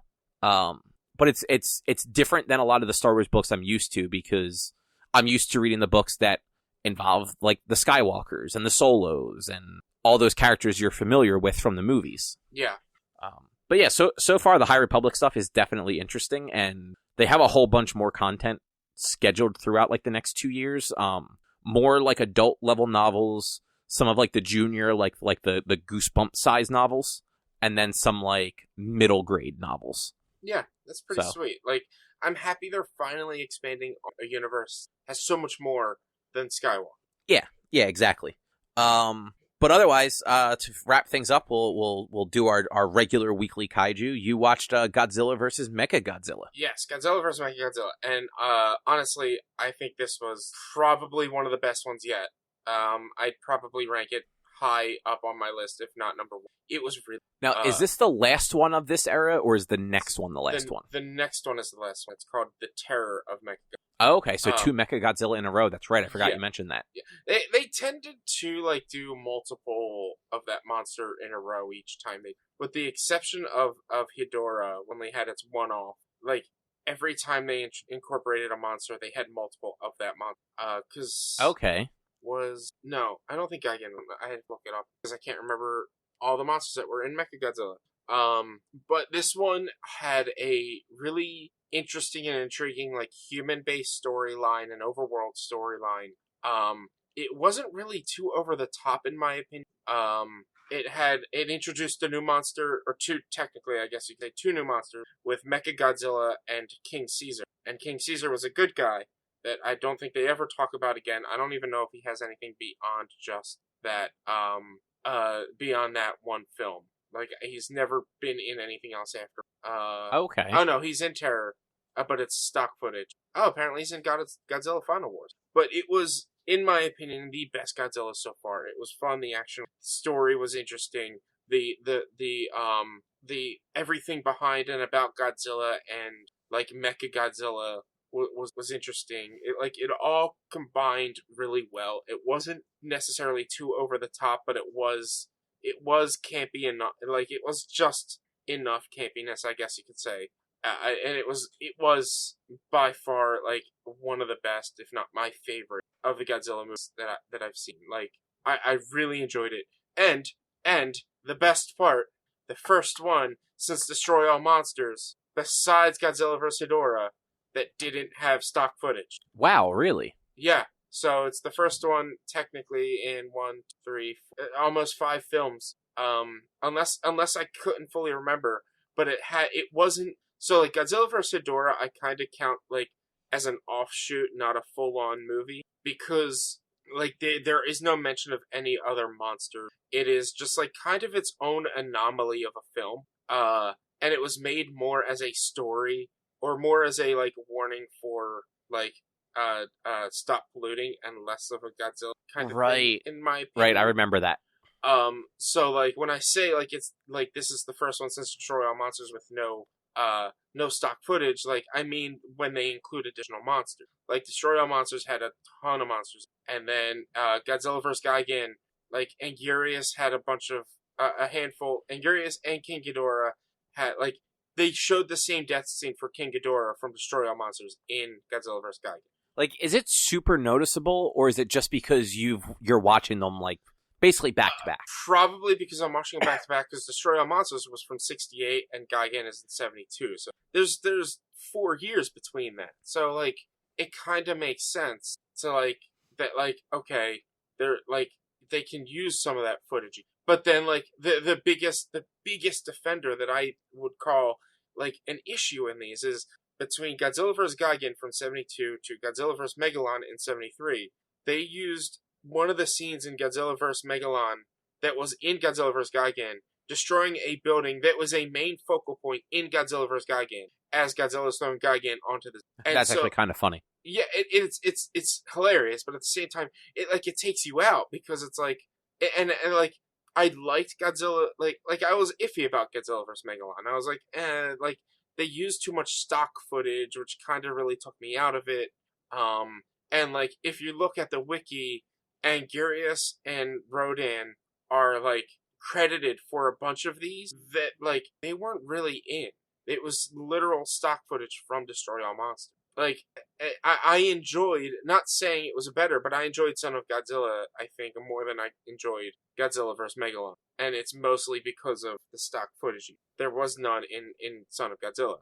And I knew that one was going to be goofy and weird. Whereas this one, like, or Godzilla vs. Megalon was, like, I was hoping for more, like, not goofy and weird, or not, like, odd that they were. But, that's understandable.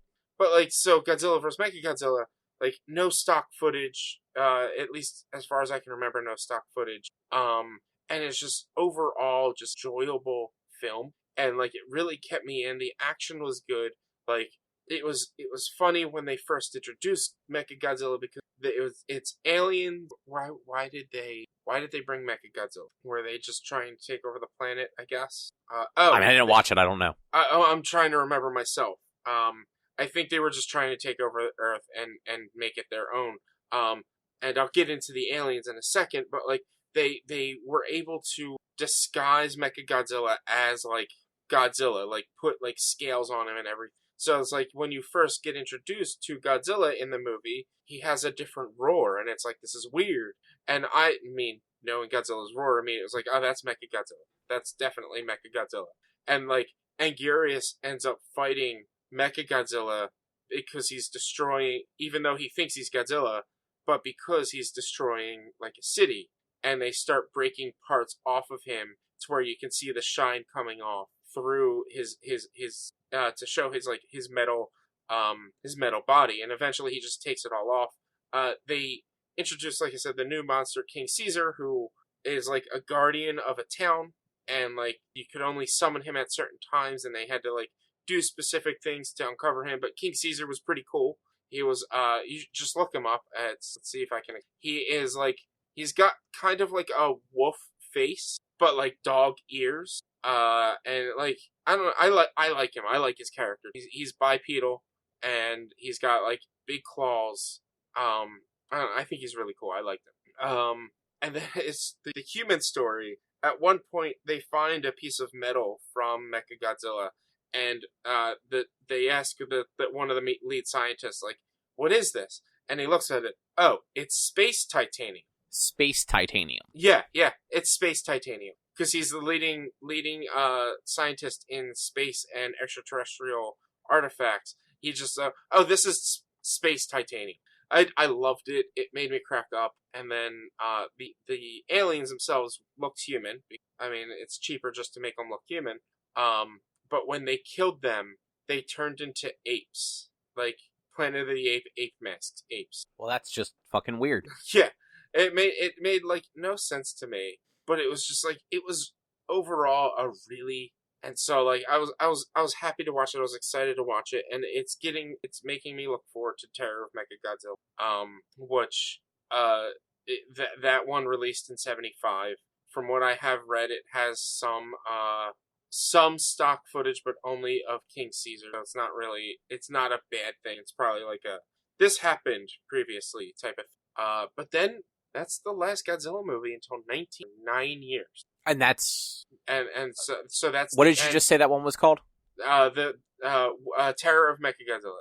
So Terror of Mechagodzilla is the last one in the original Showa era, 54 to 75.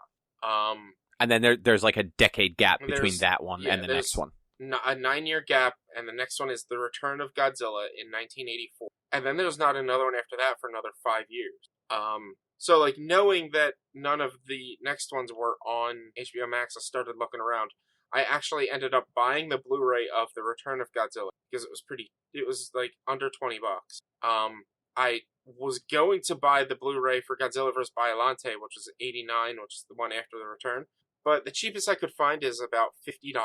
Oh, Jesus. Yeah. So it's not a very common Blu-ray. No, and like I can't find it streaming anywhere. And then King Ghidorah and Mothra, which is 91 and 92, those two are not available on normal streaming services like Amazon or anything. It's Ghidorah is on Apple, and Mothra is on iTunes. So like they're both available from Apple. Ghidorah is Apple, or Ghidorah is iTunes. Mothra is Vudu, not iTunes. Vudu. Okay, I was going to say that you just said that both of them are available at Apple.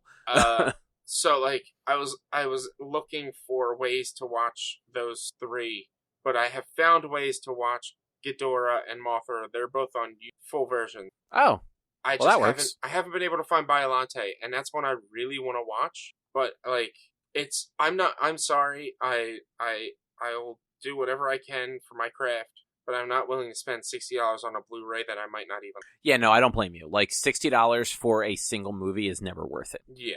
So, like, it kind of bums me out because that one, like, seems super interesting, weird. He fights, like, a giant, like, plant monster. But I'm probably never going to get to see that. And I have to be fine with it. But following that, everything from 1993, Godzilla vs. Mechagodzilla 2, all the way on through everything is available, at least for rent, on Amazon Prime Video. So... Oh, nice. So, listeners, if you enjoy the Godzilla talk, it continues for another Several weeks. 18 weeks. 18, All right. Well, 17 weeks, because I'm not going to get to watch Biollante. And then next week is, you said, Revenge of Mechagodzilla? Terror of Mechagodzilla. Terror of Yes. Mechagodzilla. Right. But I think for now, that's going to be a show. Yes, definitely. All right. Well, if you would like to find more of our content, you can head over to www.one-quest.com. You can also help us out by supporting us at patreon.com/onequest. If you can't support us there with dollars, though, you can go to your favorite podcasting platform like Apple Podcasts, Google Podcasts, Spotify, Stitcher, Amazon Music. Subscribe to us, rate us, review us. All those things help a whole lot. You can also find us on social media, facebook.com/onequestonline or at @1_quest on Twitter and Instagram. Our YouTube channel is youtube.com/onequestvideo. And you can always send us an email to social@one-quest.com. Otherwise, we'll be back. 3 hours. I just can't even say words anymore. We will be back next week with something else to talk about. Thank you for listening. Bye.